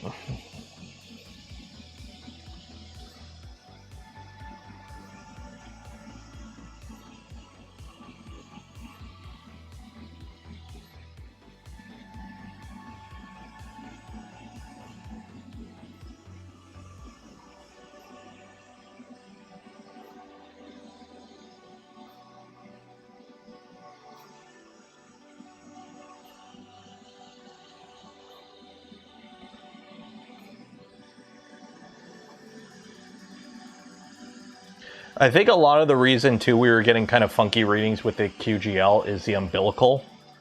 It being in the back corner here is kind of stiff and it's rubbing on stuff. So I think that also is probably affecting it. So what I actually did, I bumped the rear probe point for the QGL a little bit forward, like 5 more millimeters forward. So it's not like being tilted by the umbilical as much. Because I think that was a thing. I think that's what was kind of happening.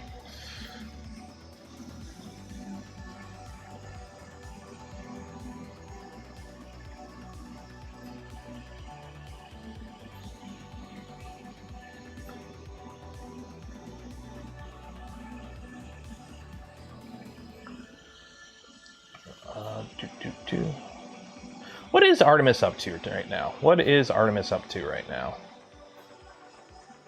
Are they still in space? I'm assuming they're still in space. We get a live view.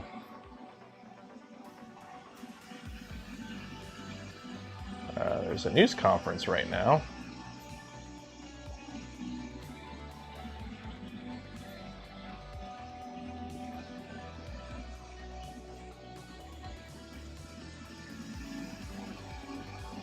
Videos live.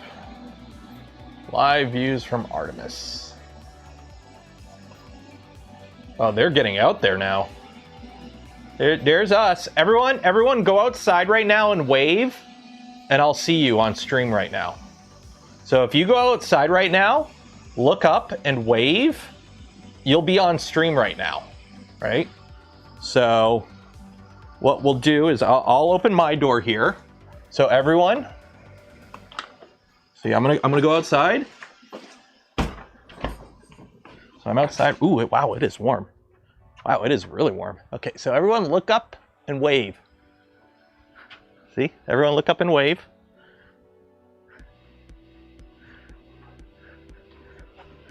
And then you'll be on stream. So I'm on stream twice. I got 2 camera angles now. How cool is that? It's actually warm outside. My glasses are tinted. You're on the other side of the Earth? Yeah. Yeah, well, it's daytime there, so if you see the moon, I mean, they're between us and the moon right now.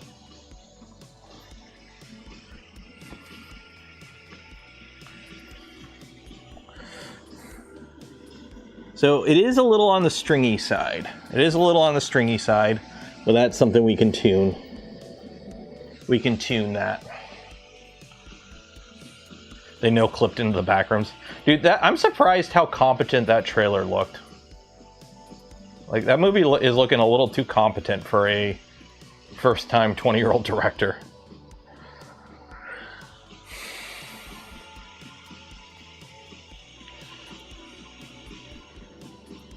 $106. Greenbeard, use proper units, not killer whales per football field of pool volume or something. Is there a website that current Artemis 2 location? Is there like a website? Oh, there you go. Tracking in real time.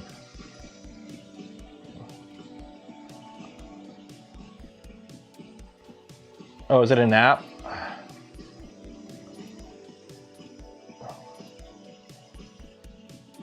Go to track Artemis. There we go.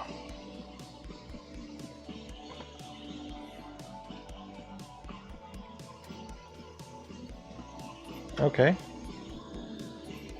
Ooh. So there they are. Oh, thank you. So they're... Why? Oh my god. Is there a way to change it to kilometers? What is this? What are these freaking Yankee Doodle units here?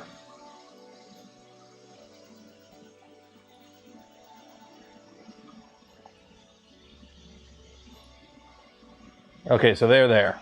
They're there. Freaking miles. Who uses miles? Like, fun fact, NASA doesn't use miles. They do use kilometers. They just use miles for, like, this kind of shit, which is annoying.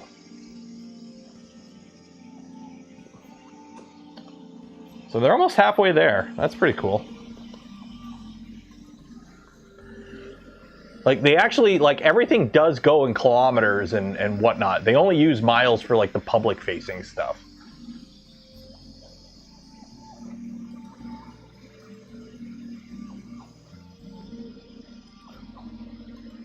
You're fighting with stringing on the Prusa Mini? It's a Bowden. Try, if it's an older Prusa Mini, swap out to a new Bowden tube. Prusa Minis like to chew the Bowden tubes up. And when the Bowden tubes get sloppy on Bowden feed systems, on remote feed extruders with long Bowden tubes, when the Bowden tube gets sloppy, the extrusion gets sloppy. So.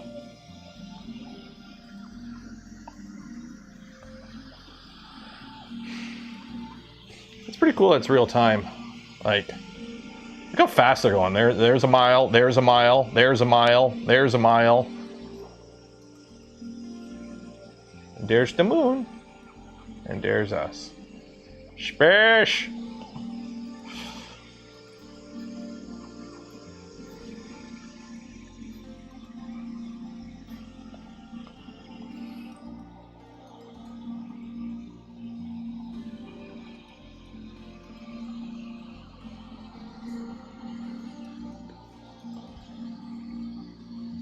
I know technically like an inch is like the actual, for those that don't know, the actual definition of an American inch is 25.4 millimeters. The inch is based on metric. So yes, it is metric, kinda, sorta. But it's still weird, like the fact that it's not divisible. It's like, what, 3 feet to a yard and like, I don't even know how many yards to a mile. I don't. I can literally see America from my house. And I don't know how to go from, I think it's 12 inches to a foot, 3 feet to a yard, a bunch of yards to a mile. I don't know the conversion from yards. 1280? Or is it feet? Is it feet to mile or yard to mile? Is it feet to mile or yard to mile? Please tell me yard and feet go into mile equally. 1760 yards per mile. Why? How is that a serious measurement system?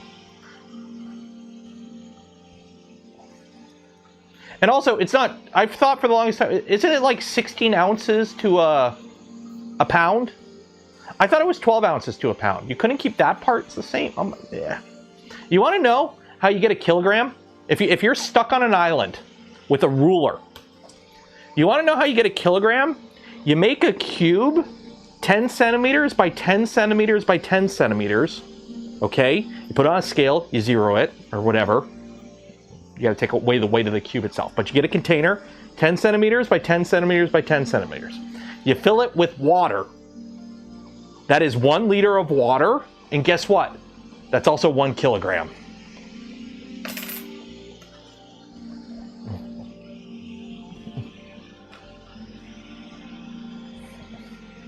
So with this scale, I can convert it to volume and weight. I can get reliable volumes and weight measurement systems with nothing but this scale here that goes out to, you know, 160 millimeters, 150 millimeters. So with this, I can figure out the weight of a kilogram and I can figure out the volume of a liter with just this and water and something to hold it, obviously. I know it's got to be pure water, and obviously if you use salt water, different densities, and I know temperature comes into effect, but like we're talking like basics here. Like if you're on an island and you need to roughly figure out how much something weighs, you got it's close enough. You're close enough. You're close enough to start civilization over in the event that we get kicked back to the Stone Age. Yeah, if you get kicked back to the Stone Age, you got enough to start stuff over with this.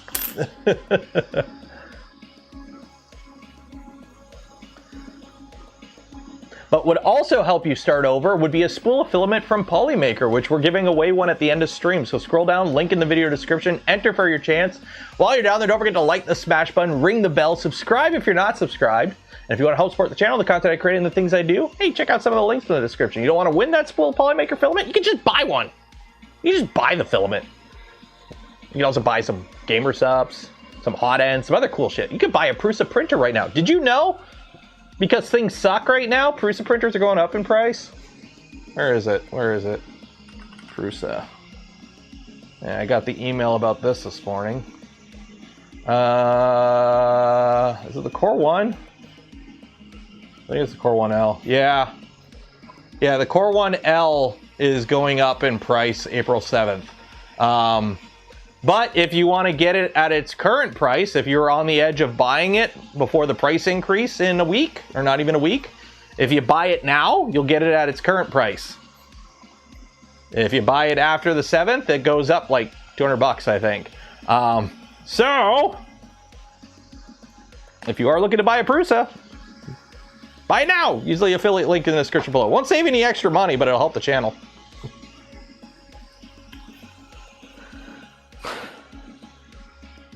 Or hey, just be a cool person and gift memberships. What is the price?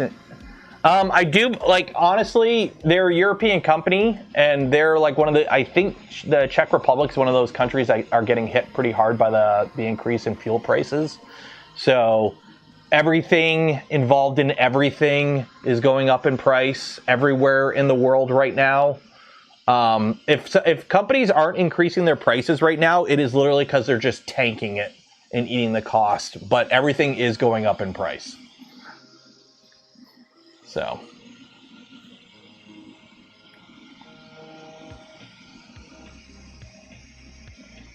I just signed up for a new job. What should I be getting as a congrats gift to yourself? Glitch 860, anything from the affiliate links below. No, whatever you like. Go, if you have a Voron kit, go buy a Voron kit. Have fun. I know, I can't wait for Index 2. I'll be doing a pretty in-depth, hopefully in-depth, pretty in-depth dedicated video with Bond Tech at Rocky Mountain. Actually, you know what you should do? Glitch. You should in celebration. I see a lot of people in chat that have gray names. If we all celebrate and gift memberships, we can all celebrate, right? You're sharing the gift of your raise with everyone.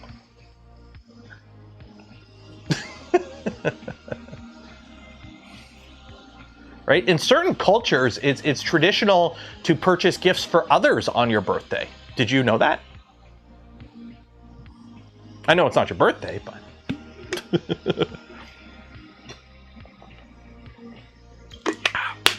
or just buy some gamer subs. Shit's good.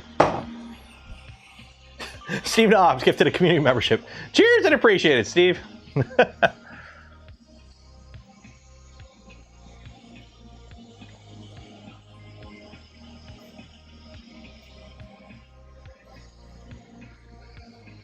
Me install an Index. I'm going to be putting it in my Trident. So we've got, Big Papa Joey P, my big Trident that you haven't seen on the channel in a while because it's partially disassembled sitting downstairs. That printer is going to get fully torn down and rebuilt because of reasons. And then it's going to get Index. So, yeah. You'll see. You'll see. Wayne gifted 5 community memberships. Cheers and appreciate it, Wayne.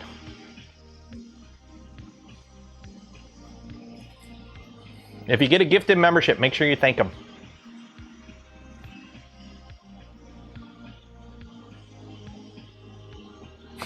See, oh, Sean gifted a community membership. I really wish, wow, I could speak English occasionally. I'm being hidden by my thing. I'm gonna go hide over here.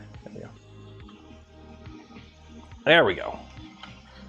Glitch860 gifted 5 community memberships too. Cheers and appreciate it, Glitch. And again, congrats on the promotion. I really wish YouTube did a little bit more stuff in regards to streaming that Twitch did. I've talked to a YouTube rep about it, and they're like, yeah, there's things we could do. And I'm like, well, do them. And they're like, I'm like, can you make it so like channel members don't get ads? Can you make it so like I can VIP people? Can you like just take the stuff that Twitch does and just do it better? And they're like, yeah, we're YouTube. We're making money hand over fist. Why should we? It's like, come on. Freaking Reddit got rid of /all. If you use old Reddit, it's still there. But I actually kind of like the new Reddit interface. It's better to browse. But they got rid of all, which annoys me so much. Like YouTube, for those that don't know, YouTube doesn't even have a trending page anymore. Like when you go to YouTube, what is Grant doing? Grant? When you go to YouTube, there is no trending page anymore. You notice that on YouTube? There is no trending. You can't see what's trending anymore on YouTube. All you get is what the algorithm says you get, and your subscription page, which is also now algorithm driven. I hate shorts. I've started doing shorts, but I'm because you can do a 3-minute short, I've started doing not ADD shorts. I'm basically just doing like short videos, like something that I couldn't do for 8 minutes, like something quick, I'll just do a quick short on it. I've started doing a couple of those lately, and they seem to be doing okay. It's just, I don't want to do like the ADD short shit, the slop shorts. I'm actually trying to make like decent content in that time frame. What do you prefer doing for S? What do you mean S? I mean, I prefer metric. Unless I'm working with a manual machine. If I'm working with like a Bridgeport, I work in thous. So if I'm working on like a manual machine, like a lathe or a Bridgeport, I work in thous. So let me know in inches and thou. But that's the only measurement, inches and thou. Feet and fractions, get the F out of here. Inches and thou on a manual machine. 3D printers and in real life, millimeters and metric. Unless I'm working with wood. If it's wood, then it's inches and feet, because I'm in Canada. All our wood is in inches and feet. I go buy a 2x4. They don't sell metric wood here, so.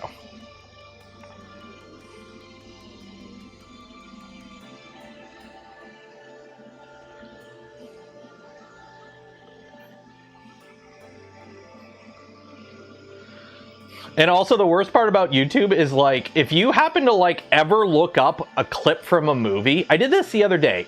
For some reason, I wanted to like watch a clip from like Apollo 11 or Apollo 13 or something. I looked up a random movie clip just because I wanted to like, oh, remember that, like something just popped in my head. I pulled up a movie scene and then I went to my homepage on YouTube and half of it was just like clip channels. So I went and just blocked them all. I just blocked all those clip channels that exist out there that just have scenes from movies and shows. I just blocked them all. Every time one shows up in my homepage, I just block it now. It's like, don't ever recommend me this channel again. Yeah, millimeters over. Oh yeah, that's why with manual machines, like when I worked in the mold shop, we didn't use metric on the floor. Some of the machinists did, because some of the machines ran in metric, but the designers would design everything in metric. Or, okay, to be fair, it depends on the customer. Some customers wanted stuff in metric, some wanted it in imperial. It depends on the customer. But basically, because CAD is digital, you just design everything in your preferred measurement system, and then you just convert it. So we would have molds that we'd be working on a mold that the whole mold was designed in millimeters. And then all the CATIA programs and shit on the floor for like viewing the CAD would all be defaulted to imperial. So it'd all be inches and thou. So when you go to make something for the metric tool on your Bridgeport, you just get all the numbers in inches, because the Bridgeport is in thous. It's in inches and thous, right? And if you don't know what a thou is, it's a mil. okay? But not like 1,000, okay? Or it's mil as in 1,000, not millimeter, it's mil. So when you like, if you've heard the term like 6 mil poly, like, oh, I can put a vapor barrier on my house, it's 6 mil poly. That's 6 mil, M-I-L, which is 1,000, right? It's French for 1,000. So it's a thousandth. So a thou is a thousandth of an inch. So you take an inch, divide it into 1,000, that's a thou. So 0.1 millimeters is roughly 4 thou. That's kind of like the easy, basic, you know, if it's 8 thou, that's 0.2 millimeters. That's your quick brain math. It's not exactly, but it's close enough, kind of thing. So.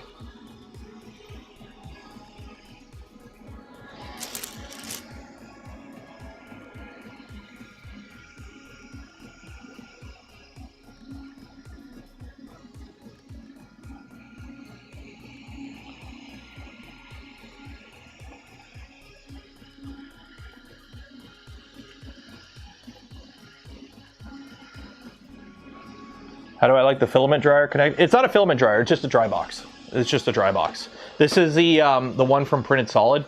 It's good.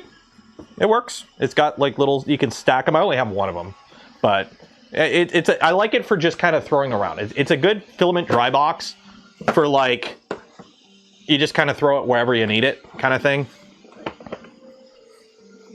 You can put it sideways, you can put it upwards. It seals it up pretty good. It's got a little bit of desiccant in there, so. For stuff like this, where it's just like, I need to throw a spool of filament on a printer that's not really fully set up yet, it's good. The Prusa dryer? I don't need an al dente mode, so I haven't gotten it.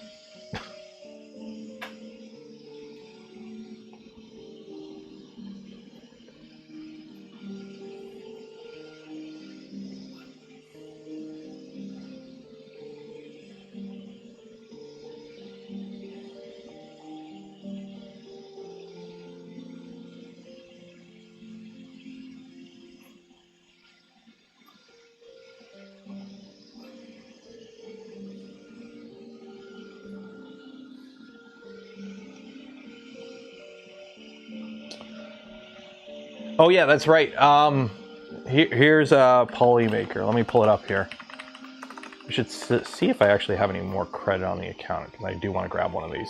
Polymaker now has the poly dryer box. So if you are looking for something to buy right now, and you also want to help support the channel, Polymaker has a larger dry box now. So they have their normal dry box, which, do I have one not plugged in? Okay, well, this one's plugged in. They have this dry box, right? With the little, you know, the plug-in dryer, right? You've probably seen them a bunch of places. The dryers are really nice because you can use them for other stuff. They have a bigger one now for their bigger spools. So if you need something to keep your big old spools of ABS dry, there you go. So you can purchase one of those. I do have a Polymaker link in the video description. Or if you win the draw tonight, if you're in Canada or if you're in North America, I believe you actually, it's really like a $35 gift certificate. You can use that towards that. How much are they? Okay, so just the box is $40 Canadian. This is Canadian pricing. In Yankee Doodle dollars, it is $30. That's not bad. And if you want to get the dryer with it, it's $80. Or no, that's the regular one. No, that's the regular one. So, okay, there we go. There's the price. Okay, so it's, ooh, $70 for the big one. With the adapter, it's another $7. And if you want a 2-pack, it's $120. So it is a bit of a price. I mean, oh, it's in stock. That's sold out. That's sold out. Okay, so they only have the one in. Well, there you go. Yeah, there you go. it is what it is. Prices are what they are. It's a big injection mold to make those things.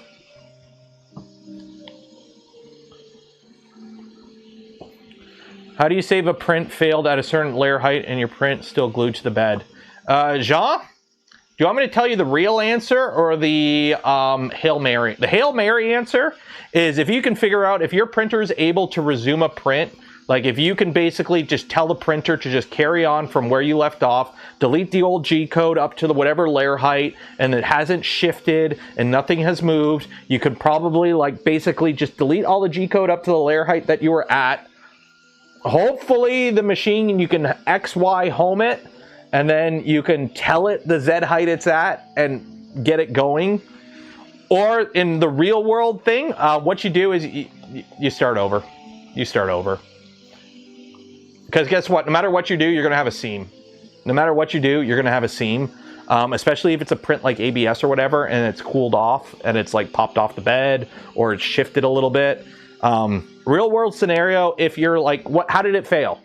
Like, did the power go out and you don't have print resume? If it's clipper, put new filament in, hit print again, hope it doesn't fail the second time. So, measure, reprint. Yeah, that's the other option. The other option is basically if you can take the print off the bed, measure how tall it is, then go into your slicer, okay, and basically just kind of like, okay, it failed, you know, it failed 30 millimeters in, okay, go there. Oh, there we go. So it failed 30 millimeters in, you perform the cut, and then you obviously don't need that part, print that and glue it on top. That's the other option. Depending what you're doing, that probably is a better option. If you're doing like something that you're going to post-process, especially, like if you're doing like, you know, something big that you're going to paint anyways, and you're going to be bondoing it or whatever, this is the method I would go with. I would just, you know, gloop it together, grab some gloop, use code Canuck, save some money. Gloop it together, just print the top part and gloop it on. So that would be probably, this would be the most reliable option to get you the finished print without wasting what you've already printed. Will it line up perfectly? Probably not. You're just kind of eyeballing a height, right? But like, it's an R2-D2 body. How far into it are you? Because like, where did I put mine? He's on the other side here. Like, there is a reason that these prints are multi-piece usually, right? Like if you're printing one of these big boys, okay, and it's a dome, you're printing your Astromech dome or whatever, and it fails like there, if it fails like down here, I'd start over. If you're like up here, I would split the diff, reprint, but there is always the advantage of if the print comes in multiple pieces, like the body here, print it in multiple pieces and just glue it together. Because guess what? When you print it in multiple pieces, if a part fails, you only lose a piece instead of trying to print this whole thing in one print. I could have printed this whole thing in one print, but I did not want to risk it. Because that is a lot of filament to throw in the garbage if something fails. So.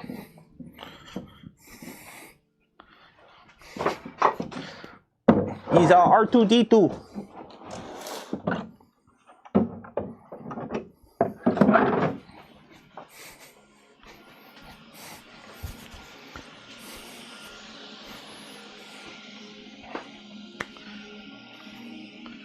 Centauri carbon, yeah, they're,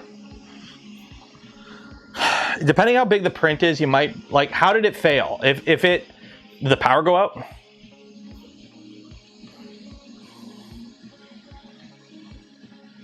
Yeah, one of the body right in the middle.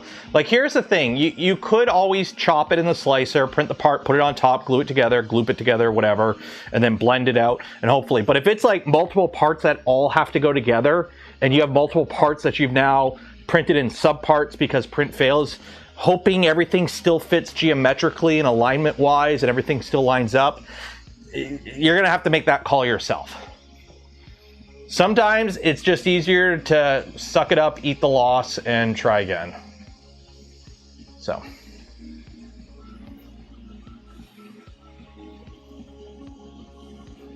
Am I running the Venture? It's not plugged in right now, just because I had it unplugged because I was moving some stuff on the other side and I haven't plugged it back in. But I will be printing on it soon. We're gonna try and make some furniture with it. I've got some stuff and I'm gonna try and make some furniture. Gotta charge my battery. How's this print coming along? It's coming along pretty good. A little wispy, but it's stacking the layers pretty good.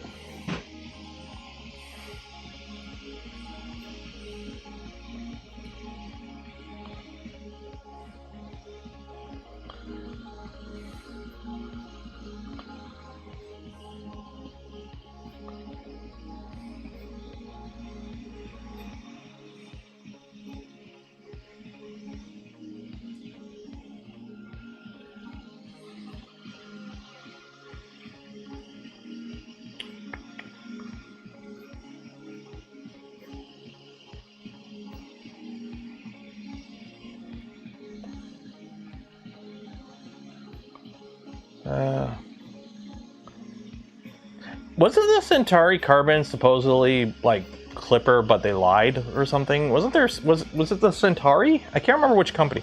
Wasn't there a company that got caught for saying our firmware is its own thing? It's totally not Clipper, and then it turned out that it really was Clipper. Didn't a company get caught for that?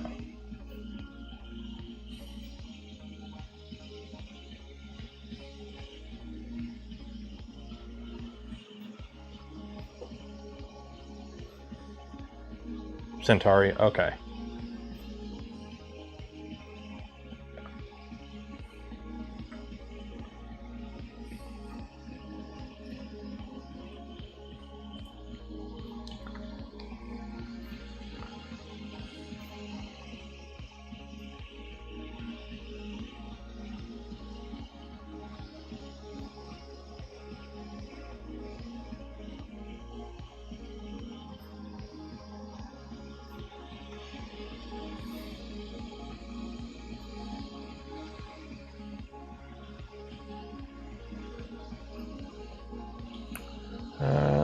Cheaty, I've done it too. I don't get the whole, like, I don't know if it's like a face thing, like culture-wise or company-wise, like it looks bad on them to say we're using like, oh, free open source. But I mean, like, personally, if I ran a 3D printer company, I wouldn't care. Like, I would see no incentive to try and hide that you made your own firmware unless it's incentivized. So I don't know if it's something going on over there where it's like, oh, if we could say we made our own firmware, we get more investment money or government grants or something. I'm wondering if that comes into play. I have no idea. But personally, like if somehow I was in charge of a 3D printer company tomorrow, I would not be putting Clipper on my printers. Personally, that's a massive security issue in my opinion. I'd be using Duet or Marlin. The problem is webcams. The reason a lot of these companies are using Clipper, it's very easy to put webcams in them. That's why. It's very easy to put a webcam with Clipper because you're running a Linux SoC. The problem is now, every printer you sell is now running a full Linux computer that is now connected to everyone's home networks, and you are also pulling updates from a server from somewhere, and hopefully everyone's security is in order. Because all it takes is one malicious actor to somehow get access to the network and like suddenly push gun parts to everyone's computer. Everyone's printer just wakes up at 1 in the morning and starts printing Glock lowers. That's no bueno. Or just, tell the beds to heat up and pop the thermal fuses or something, right? Like, if your printer is connected to the internet and some malicious party somehow gets access to it, they could cause some damage, legally and financially. Yeah, magically make criminals out of everyone. Exactly. Like, I live in Canada. If my printer were to start printing pew-pew stuff, that's a federal offense.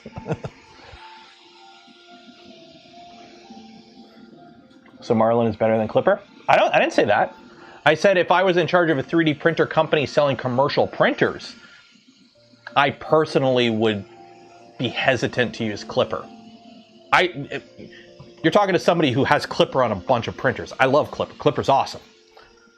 It's just Clipper on commercial printers, especially like Raspberry Pi prices went up again. Like, you need to run Clipper, you need a Linux computer. You need an SoC or bigger running Clipper, or running Linux to run Clipper. That is an additional hardware expense that you could save if you were going with Marlin or Duet. The downside is everyone wants a webcam on their printer nowadays. I'll be honest, I don't run webcams on all my printers. I don't run webcams on a lot of my printers nowadays. You know why? They're more reliable now. So I have a webcam that sits up in the corner there that watches the whole room, and I use that. Like, because like the cost of putting a camera in every printer, it gets annoying really quick.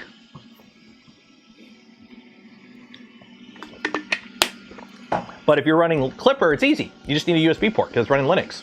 Linux has the ability to run a webcam. Marlin doesn't, Duet doesn't. Now, Duet web interface does have the ability to use an IP webcam. The same way Prusa printers can do it, where you basically use an IP webcam and you just pull the IP webcam and combine it with the printer status feed, right? So if you were selling a printer running Duet and you wanted a webcam in it, it would have to be an IP webcam. You would connect that to your network separately, but that also means that it is entirely local. So it's not going through the internet, which for some people is a big thing. There is a reason Prusa sells the printer. They have a version of the printers that meet certain security requirements. There's a reason all the Prusa printers, you can remove the Wi-Fi chip. That guarantees them a shitload of sales, because some people look for that. Bamboo uses their own thing. I don't think they do anymore. Does the P2 is an upgrade of the P1? You notice they stopped the X1. There is no X2. They have the H series now. Is the H series running Linux? Because in case you haven't noticed, the only Bamboo printer that got hacked and allows custom firmware, they completely killed that line of printers. I don't have my tinfoil hat. I gotta go get my tinfoil hat. I can't do tinfoil hat shit without my tinfoil hat. 1 second. Where is my tinfoil hat? Did I leave it down here, or did I bring it upstairs? Oh, it's upstairs. It is upstairs. 1 second. 1 second. It's upstairs. Hey, puppy.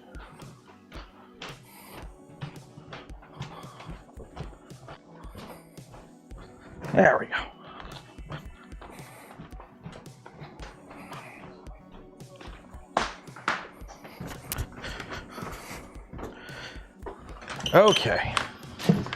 Okay, now I can do this properly. So, do you notice how the only Bamboo printer, line of printer, because yes, the P1 I think has been sunset, but it's now the P2. It's an upgraded. But you notice how their flagship, the X1, their flagship printer, the brand that put the line of printer that put them on the map, they've stopped. There is no X2. And it also happens to be the only printer that the community was able to hack and put custom firmware on. That's the only one that they completely killed the line. Their flagship printer, the one that got them on the map, you would think they would carry that line on, but nope. I mean, to be fair, the P1 with a couple upgrades pretty much did everything the X1 did for much cheaper in terms of like the printer itself. Yes, the P1 was slower. It had a crappier webcam because it was just running on an ESP32. They could barely handle it. And the P2 is an upgrade. But like the X1 was kind of dead in the water in my opinion the moment the P1 came out with the proper enclosure. The moment they had a guy go look in the back of the warehouse and found the panels to actually put on the P1 became the much better value than the X1. The LiDAR thing was a gimmick. You notice how they haven't put LiDAR on anything else since then, and no other company has bothered with it? It's because it was a gimmick. It never did anything. It wasn't even LiDAR. All it did was project a laser line over the filament line. So it would do a couple lines of filament, it would extrude a couple lines, and then it would just shine a laser across it while it looked at it with a camera and just looked how squiggly the lines were and adjusted flow till they weren't as squiggly. It wasn't LiDAR.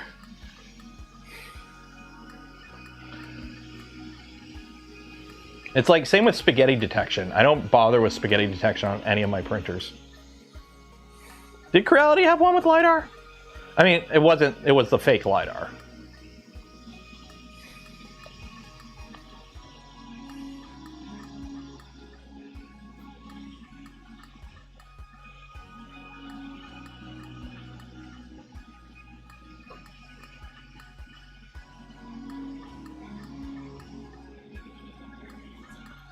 Creality just copies everything. Honestly, Creality is like...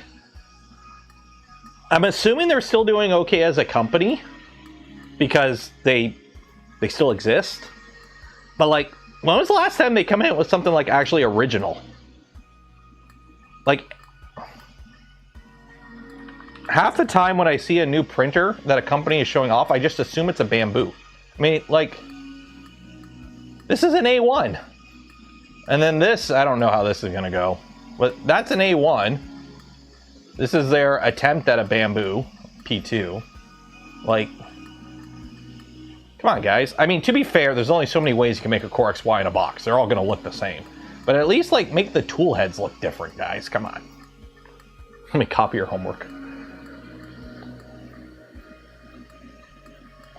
The U1, it's definitely a first generation device. The U2, if the U1 gets out there, everyone figures out all the little minor issues with it, and then the U2 comes out and it solves all the minor gripes, and maybe a little bit bigger. That's a killer platform. But now I think other companies are coming out with tool changers, and that's what's really going to eat Bamboo's lunch, I think. Bamboo went all in on the multi-material system, single nozzle multi-material setup. They put all their eggs in that basket and kind of ignored tool changing. And then as soon as Bondtech came out with the index system and Snapmaker came out with the U1, which are two low-cost tool changing setups, it basically makes using single nozzle multi-material look Neanderthalic. It's like, wow, it takes you 40 seconds to change between colors and you have to purge? That sucks. Oh, well, you can do a nozzle swap setup. So it's only like 20 seconds between filament changes, but you still have to kind of prime a little bit. Not so much, but you still have a little bit of waste in priming, but nowhere near as much. But you still have to wait for the AMS system to do its thing, the MMS system to retract and refeed. So that means you're going to have all the limitations in terms of like no flexibles, super brittle materials you're going to have issues with, jamming the system up if filament breaks inside the Bowden tubes. Whereas tool changers, they don't care. They're direct feed. They num num num, I'll eat whatever. So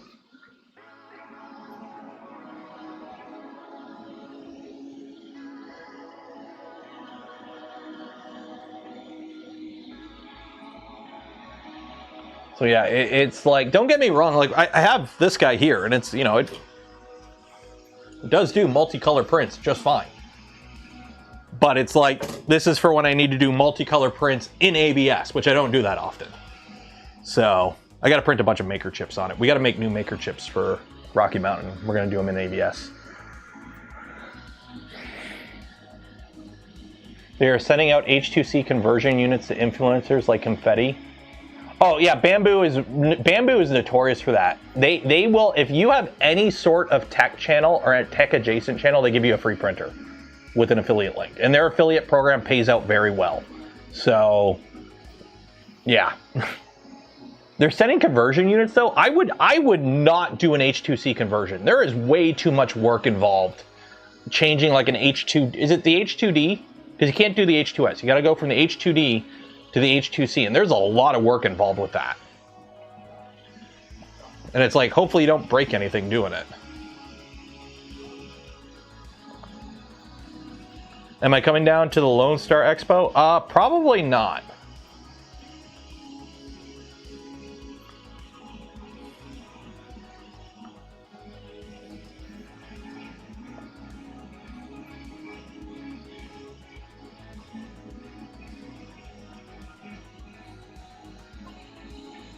I love, yeah, like if you only needed to do single color with support material, or just even dual color prints, like you want to do PLA with PETG supports and vice versa and whatnot, and you need a larger printer, the H2D makes the most sense in my opinion.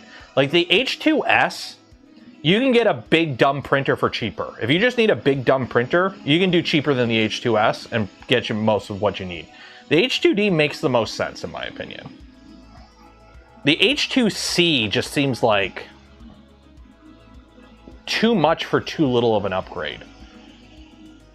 Like, you can get a Core 1L with an index system for cheaper, I think, and it'll be more capable. You lose a little bit of volume, I think. That's like the only thing. You lose a little bit of print volume compared to the H2C.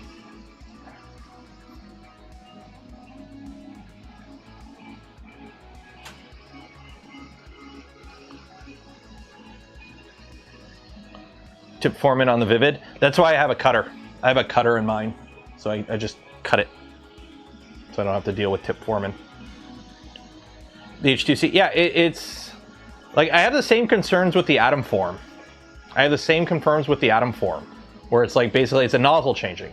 So you still have to have an MMS system for each filament that you're putting into it, because you still need something to pull the filament out of the nozzle and put it back to the tool head every time. So you're gonna have all the limitations of having an MMS system with just slightly less purge. So it's not as fast and nearly, like, here's the thing, you either go tool changer, which is fast and the least amount of waste, but it's expensive and complex, or you go single nozzle setup with an MMS system. It's the cheapest way to do it, but you lose a lot of time and you waste filament. Going with a nozzle swapping setup like the Atom Form or the H2C, you would think it's the best of both worlds, but in reality, you still have the worst of both. You have the cost and complexity of the tool changing setup and nearly the benefit of the waste, but you still have all the limitations of the MMS setup, along with the material limitations of the MMS setup, because you can't do flexibles and you can't do materials that might break in the Bowden tube, because then it jams the whole system up, and you still have to retract the filament every time, so you have the time. So it's like, it'd be nice if you got the best of both, but you're like, you pulled a couple things from both, but you also pulled the worst from both. The cost, complexity, and the time. So, $849 for the U1, $800 for the H2C upgrade. Get another printer. Yeah, you get an H2D and then just buy a U1. Or just get a Core 1L and put an index in it.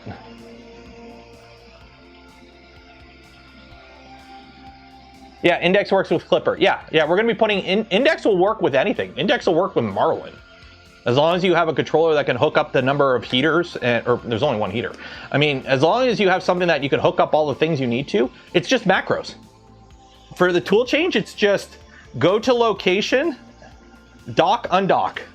Like, they're just macros. Like, there's no anything special with the index system. It'll work with all the firmwares. Like, Duet, it works with Duet. I'm pretty sure it'll work with Marlin. It's just macros.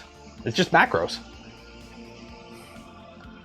Like, all you do is you tell it to go to somewhere, it unlocks, dock tool, move to other location, grab tool, engage extruder. Oh, now you're good with tool 2.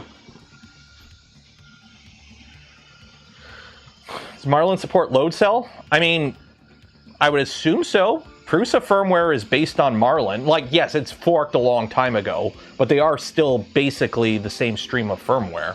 So if Prusa supports load cells, I would assume Marlin supports load cell toolhead.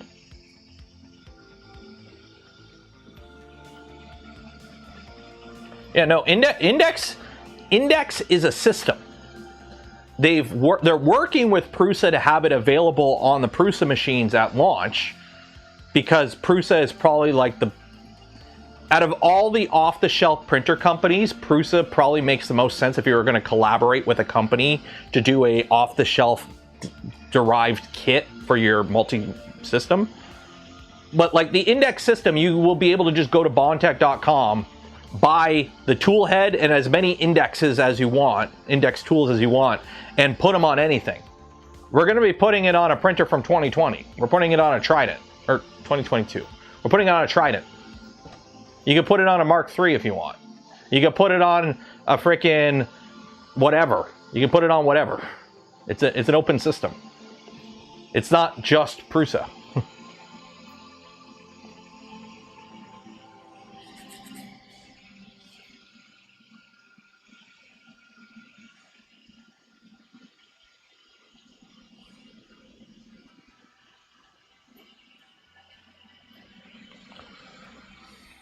Put your, I mean, it is running Clipper. I could put index on it if we found a way to mount it.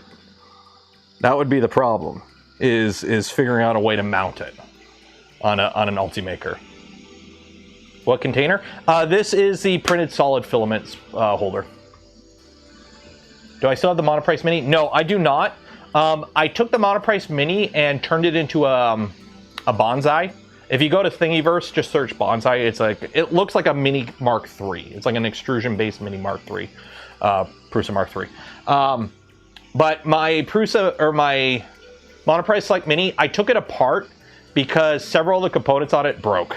Like one of the rails bound up with the bearing, like they fully seized up, and it was all press fit, and I tried to take it apart to fix it, and I broke stuff. So I basically gutted it for parts and used it for other stuff. But yeah, a lot of like the motors and whatnot went into the bonsai. I was actually going to try and reuse the controller because it technically is Clipper compatible, but I couldn't find a pinout. So I just used like a generic SKR or something.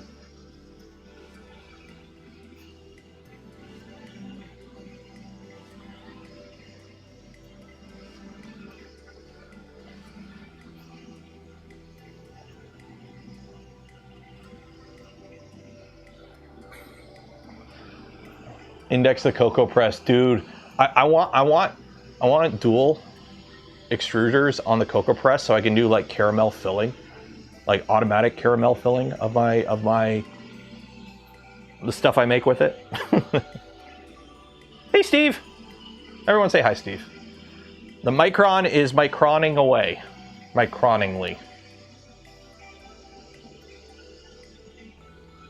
Also, hey. Reminder, if you do want to build one of these for yourself, this is an LDO kit. If you wish to purchase one, I do have a link to all the LDO resellers in the description below.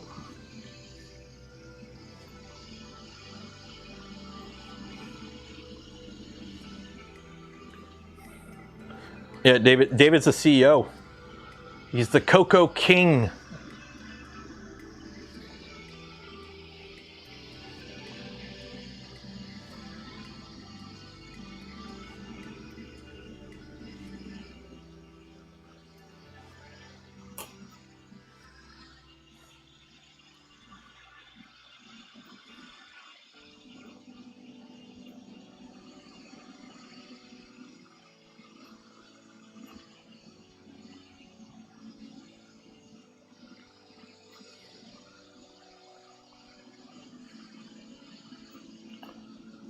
Steve has been trading Voron mods ready for index.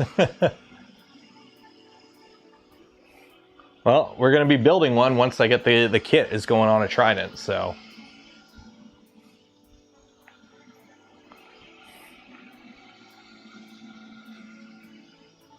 Should be ready in time, right, Steve? Everything should be ready in time for whenever index comes out, right? Hopefully. Hopefully. Close enough. Close enough. We'll make it work.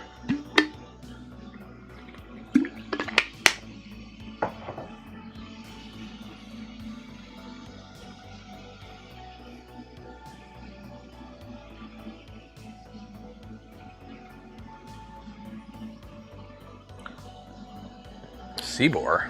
No. No, the Seabore Trident's right there. It's you can see some of it. It's right here beside the Core 1L. No, the Seabore Trident's staying Seabore Trident-y.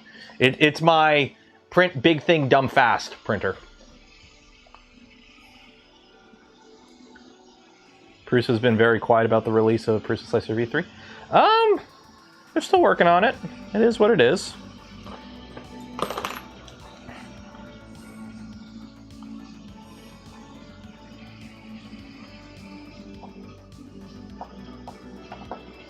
They're working on it.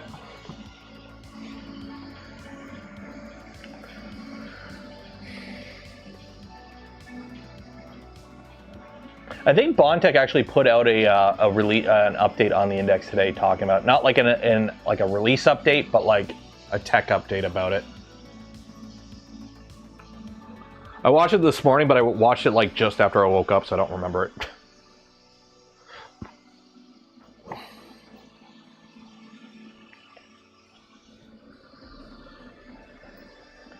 So we got 25 minutes left in the stream, but whenever this print finishes and then we take a look at it, and then we'll do the draw after that. It's Friday and everyone's home. I completely forgot today was a holiday. So I had a bunch of plans I wanted to work on some stuff this morning for the channel and finish working on a video. But I woke up and I'm like, why is my wife home? Wait a minute, wife's home. Why did I oh wait, yeah. She doesn't work today. Wait, that means the little guy doesn't have school today. Wait, that's right. Get the day off. The rocket is coming out really nicely. Like there is some, I do see some, you know, minor, there's some stringing and some, it could probably use some flow tuning and whatnot and some better calibration. But like all we did was just ran a YOLO input shape and stock values. This literally is just a V2 profile that I told was small. That's it. And it turned out pretty good, so I'll take it.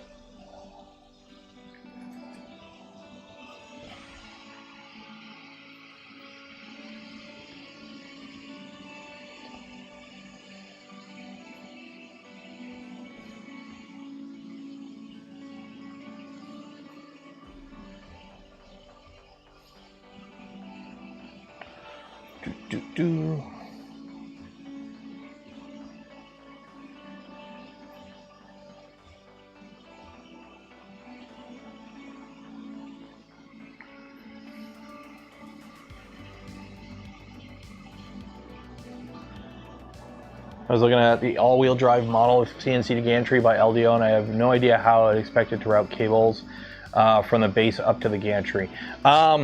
You route them in the back extrusion, usually along the back extrusion inside, or you do an umbilical like this. Like see how you have the, oh, you can't see on that camera angle, but you have like this kind of thing.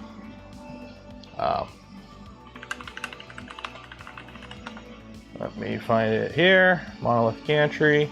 We're going to be building a monolith gantry on. We're going to be building one of these on Toasty Boy. We're rebuilding Toasty Boy with a monolith gantry. We're on V2. So yeah, you would have it. I believe it goes through here. I think there's enough room in here for the, I believe there's enough room in here for it. Or you would mount it underneath. You would mount it underneath probably. Like I think that's how we did it on my, yeah, you would mount it underneath. So here, let me take a picture because I have it down here. Yeah. You would mount it underneath. Here, I'll show you.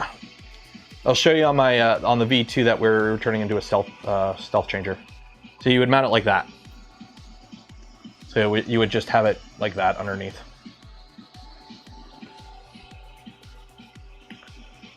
Or you could cheat, like I did on the Seaboard tried it, where I just run it outside of the frame.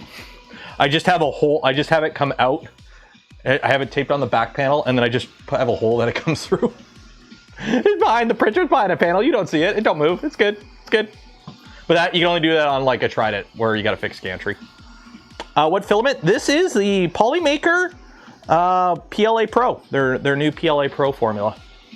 So I'm liking it. I'm liking it so far. It's printing very clean.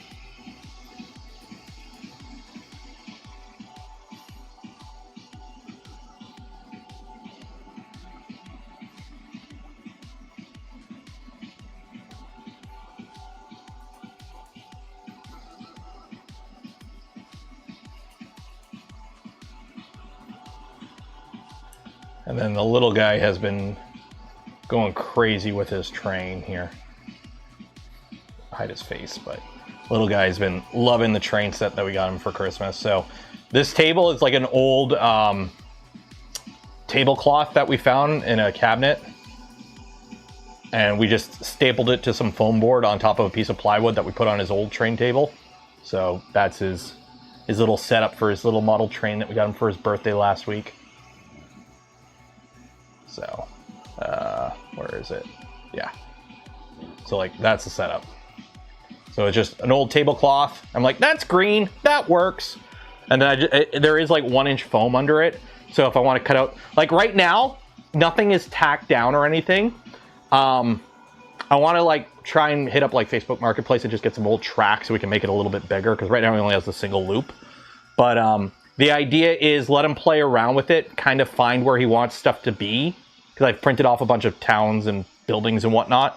And then once we kind of figure out where everything goes, we'll start actually building it up and putting stuff down. And like, because this is 1-inch foam, I can cut into it and make like little creeks and rivers and whatnot in a pond and all that stuff.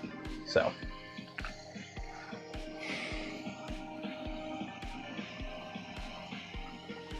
Working on my Saval Zero now, and the ghosting is awful. I have a Saval Zero, and I didn't have that many ghosting. Maybe rerun your input shaping and play around with your, because ghosting is straight up just a software side of thing. You can get rid of ghosting. Just make sure your printer is solid. Make sure all the belts are tight and you don't have screws loose or anything. But like, if you're getting ghosting, redo your input shaper, slow down your accels, play around with some values. You should be able to get rid of it software side of things. Calico on it. Yeah, it could just be the stock firmware. Could just be that.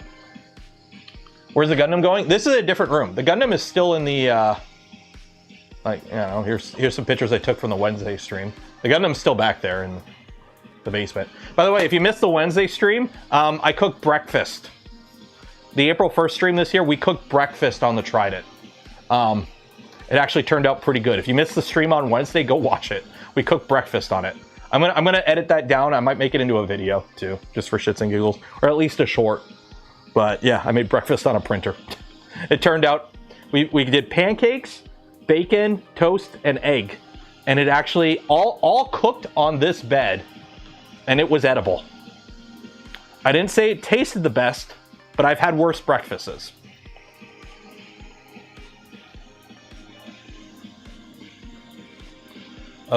So if I was doing a model train set, I know that one's HO. If I was doing a model train, I would do N scale, and I would totally do a setup with the Gundam in it. I would want to have like a little cart, like one of the rolling stocks have like a Gundam on it, like being transported around. Because the thing is though, I think N scale is 160, is 1/160, and Gundam high grade is 1/144. So they don't quite. None of the model train set scales line up perfectly with the Gundam scaling. So that part does kind of suck. Because I still want to do a diorama with the two master grade, the Goof Custom and the Easy 8 that I have. I do want to make a little diorama for those two. Like a little battle scene.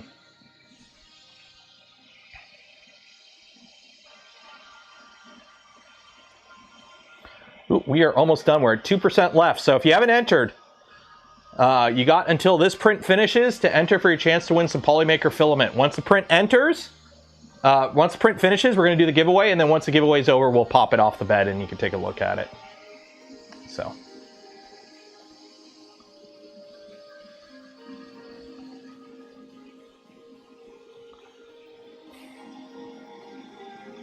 By the way, I won a $600 lithium from EcoWorthy on my B-Day the same day you did your cooking. What do you mean $600 lithium? Like a battery? What do you mean $600 from EcoWorthy? Who is EcoWorthy? EcoWorthy. What is it, a battery? Oh, it's a battery. Oh, that's cool. I would really love... So, I'm in my garage. I do have a section of the roof of my garage that faces north. I would really love I don't have enough pull. That's my problem. I don't have enough pull as a YouTuber. My channel is small and it's dying. Okay, I don't have the YouTube cred. But I would love to put like a section of panels on just this one section of the roof here, and just run them down to a battery down here, and just have my most used printers hooked up to it, just to see how, like, hey, if you got a couple printers, just have a couple 100 watts on your roof, like, and just charge a battery and run your printers off of them, and not have power draw from the grid. That would be kind of cool to do it. The problem is, I don't have the YouTube cred to do that kind of shit. Maybe Blue Eddy. Maybe Blue Eddy. Maybe I could talk to Blue Eddy. But I need to put it on the roof. But I would love to get into solar. The problem is, I can't do it at a house scale, because while I have a little section of my roof that faces, I can't pull up Google Maps. Don't dox myself. I was going to pull up Google Maps and dox myself. Don't do that. I have a little section on this roof that faces north, or faces south. The problem is my house is aligned north-south, and my roof is split like this. So half my roof only gets sun in the morning, half my roof only gets sun in the afternoon. If my house was this way, it would be great, because I live, you know, southern Canada, so I'm up north. So you just face them south, and you know the sun gets them through most of the day. I'm sorry, yeah, south face. Sorry. So I have a little section on the garage that faces south, but the majority of my house either faces east or west for the roof. I don't have like a big section of my roof that faces south. So I only have like a little section over the garage here that I could probably fit a couple 100 watts, maybe like 3 or 4 panels, full-size panels.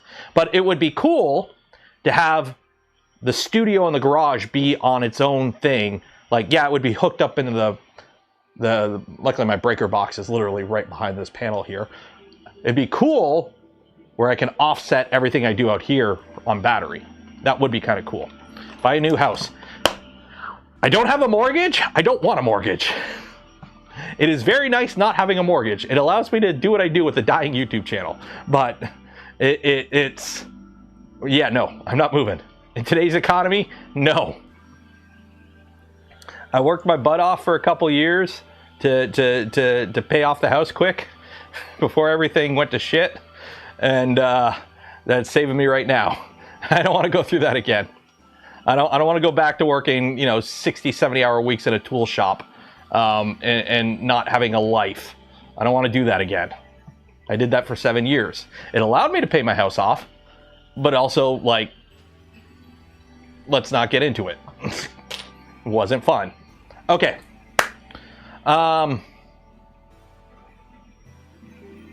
Let's call it there. Let's do the giveaway.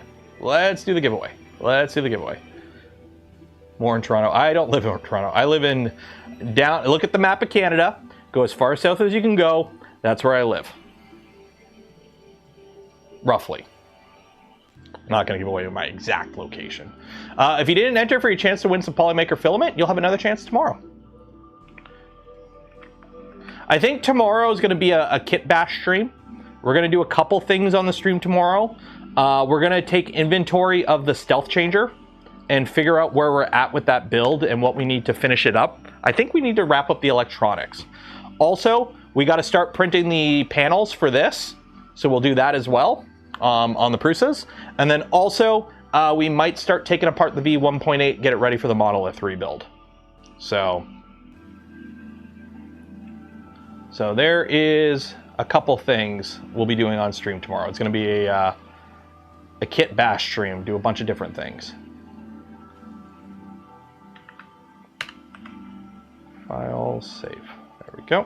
Load up marbles. And between 11 a.m. and 3 p.m., this is the best time you're going to get. Well, it's funny, like, I live further south than Joel, and Joel has a full cellar setup on his house, and it works out pretty good for him. It's just my house, the orientation of my house doesn't work. My house is,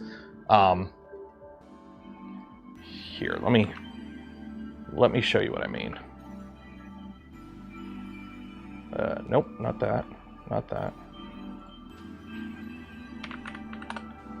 Let me find a house that isn't my house, somewhere else in the city, because my house is a pretty generic house. Like, I live in the burbs. It's a burb house. Yeah. Okay, this will work. This is not my house. This is not my house. Okay. So this is not my house. This is from far away from my house. But this is like the kind of layout of my house. So my house is a rectangle with an attached 1.5 car garage. So I have this little section of the garage that faces north. And then there's like a little bit here that faces north. All of this and all of this faces east and west, or east and west. And this is east and west, obviously. So I have like a little bit here that faces north and a little bit here. The rest of it only gets sun for half the day. So I don't have like a lot of square footage to put solar. If my house faced east-west instead, and I had like a whole flank of the roof that was always facing north, I would have solar on my roof right now. But I can't.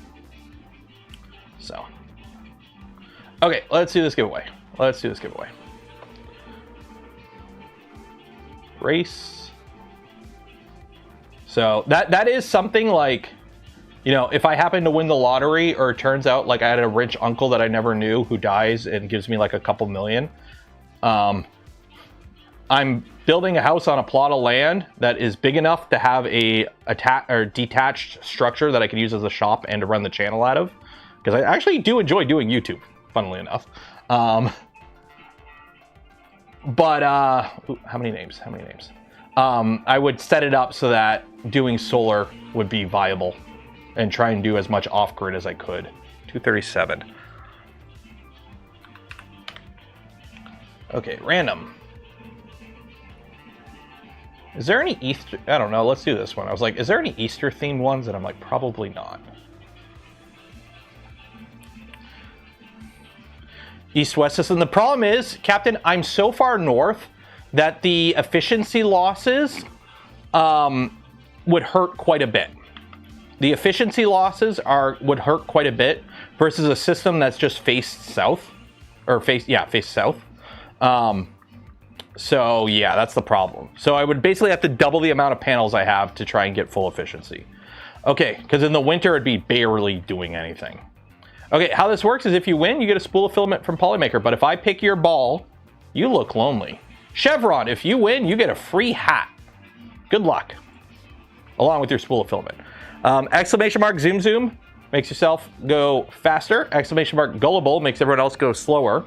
And like the smash button, ring the bell, and be subscribed to the channel. It will actually grease your ball up and make it go even faster.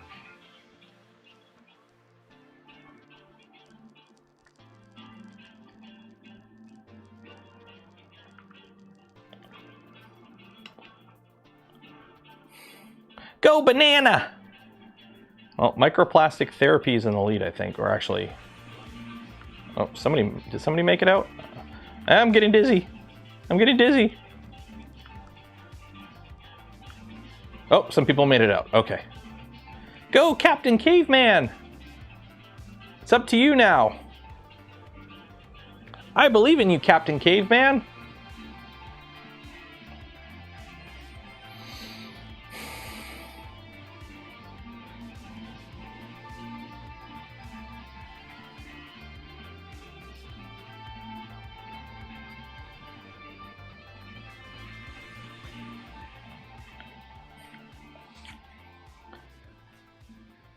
New panels. Yeah, and panels are like, I hate all the stupid misinfo around solar where it's like, oh, they're horrible for the environment. Yeah, it's like 95% glass and aluminum, which is fully recyclable.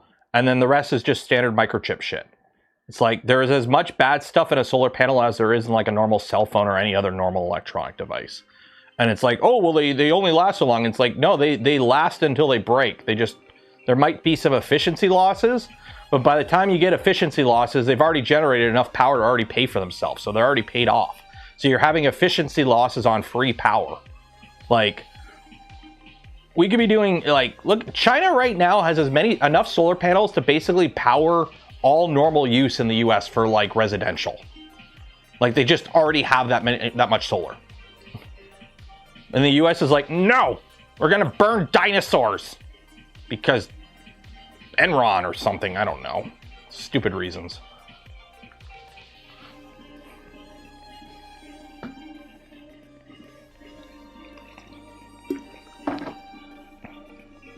Like, just think how much wasted area on top of every major flat building, every parking lot. Just cover that shit with solar and move on. Oh, we got a snipe. Magrozda.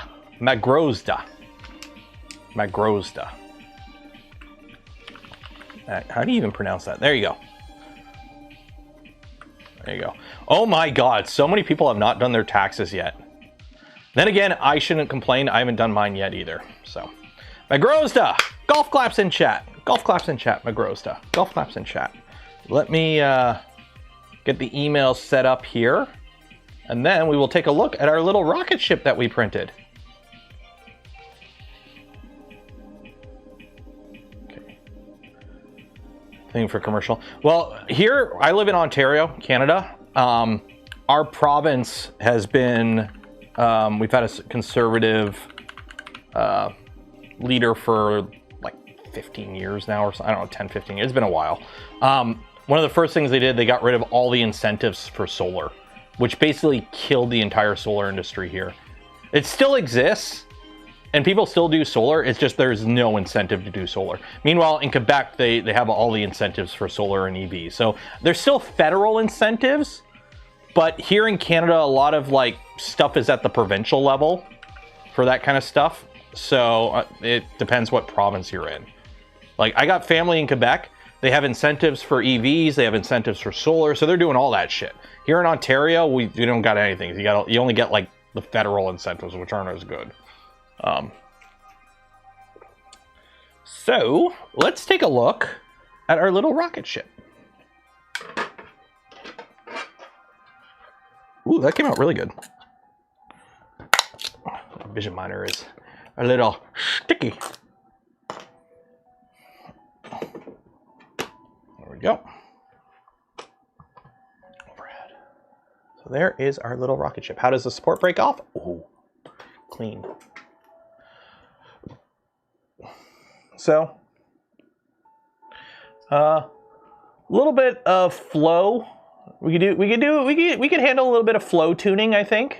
A little bit of flow tuning, I think, in a few areas. That's really clean. That's clean. So you can tell where the start-stop is. So it definitely needs some flow tuning and a little bit of retraction tuning. Nothing a heat gun. It's very thin, wispy. But that is, I would say that is a pretty competent first print. And that bridged pretty bridgingly too. We didn't have any support for that part. So there you go. Not too shabby. Not too shabby. I'll take it. I will take it. Send. There we go. Looks better than your average North Korean ICBM. Poor Kim Jong-un is so lonely right now. He has nukes, so he doesn't get to play around with the global regional destabilization stuff right now. He's like, I'm so lonely.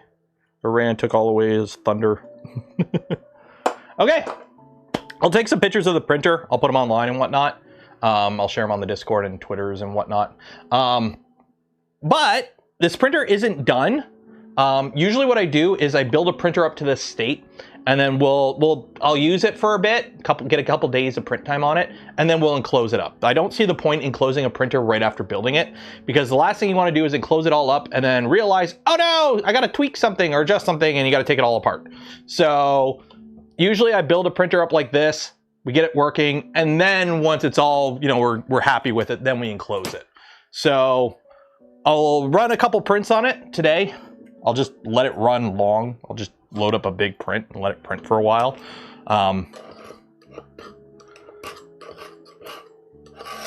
But I think we're going to call it there.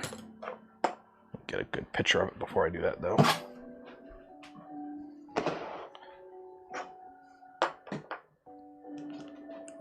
There we go. There we go. Cool. So yeah. Let's you know what? Let's just find a quick print. Let's go to printables. Let's find a quick print to get it printing. Them hydrocarbons, yeah. What is something that we should print? What is something kind of big? I hate these. I hate these fidget things. I hate fidget prints. I hate fidget prints. Like this whole trend of just everything like, what's the proper term for these stupid things? Like this style of print. I really like trendy 3D models in a nutshell. Take a thing and make it a flexible fidget version, and all of a sudden it's a trend. I hate it. Landfill. Okay, what can we print that's kind of, let's put a Glock. No, I can't do that. What is something kind of big? You know what? Let's print this. We're gonna print, oh no, that's gonna need, will that need support? I don't know. Does he need support? I'm just trying to think of something kind of big. Just to get some print time on the printer. Oh, that's definitely gonna need support. No. What is something kind of big that isn't a Garbo print? That isn't a trendy, flexy, whatever. Oh my God. Send stuff in chat. Yeah, let's see what we got. Egg. I mean, I could just print the rocket, but bigger.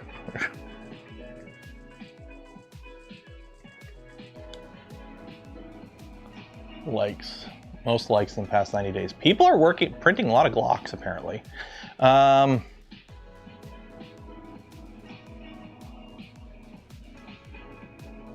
Just trying to think of stuff that is actually kind of usable.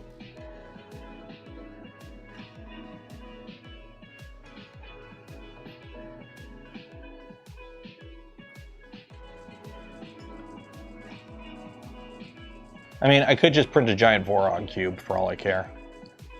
We're just trying to print something just to get print time on the machine. It's a brand new printer. I want to get time on it. You know what? We'll do this guy. We'll do this guy. Whatever. Let's do the big one. No, that's not that big. Saturn 5.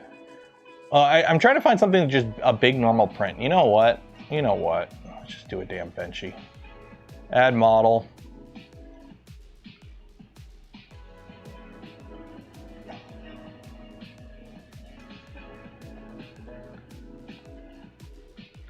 You know what?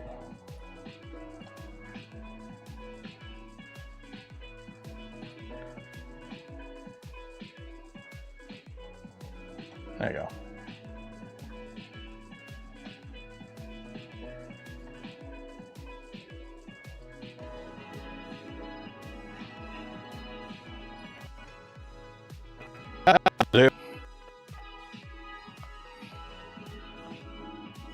A big old benchy. There we go. We don't need a brim.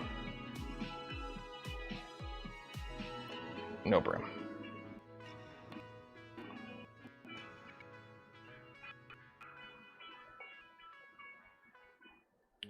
And benchy we trust. Yeah.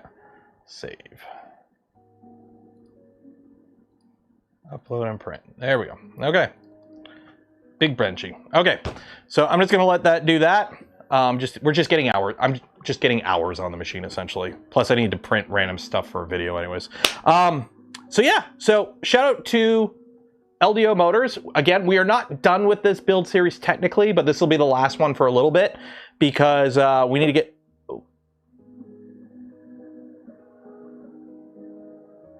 Stop doing that. I'm gonna let it do its thing. Whatever happens, happens. We're gonna let it do its thing. I think it's because of this. I think it's a stupid... This being pulls up on the tool head a bit, which F's with its trigger distance, I think. I think it's because I'm not running a full-length Bowden tube. It's doing that. But yeah, shout out to LDO Motors. We will come back to this to button it up in a future stream, but this is the last of the build series for it. So if you are interested in getting a Micron kit for yourself, check out LDO, link in the video description, link to all the resellers. Also, big shout out to Polymaker for the spool of filament we gave away this stream and every stream. Links for all of them and more in the video description. Some of them, like GamerSupps, use code Canuck, save some money. And for those that donate to the channel, give the memberships to others, or became members of the channel yourself, I thank you. Not be able to do the things I do, create the content I create without your continued support. You make it all possible. I'm Taylor, Canuck Creator. Enjoy the rest of your weekend. Be safe out there. Enjoy the holidays. Wash your hands, and I will see you tomorrow. Good night.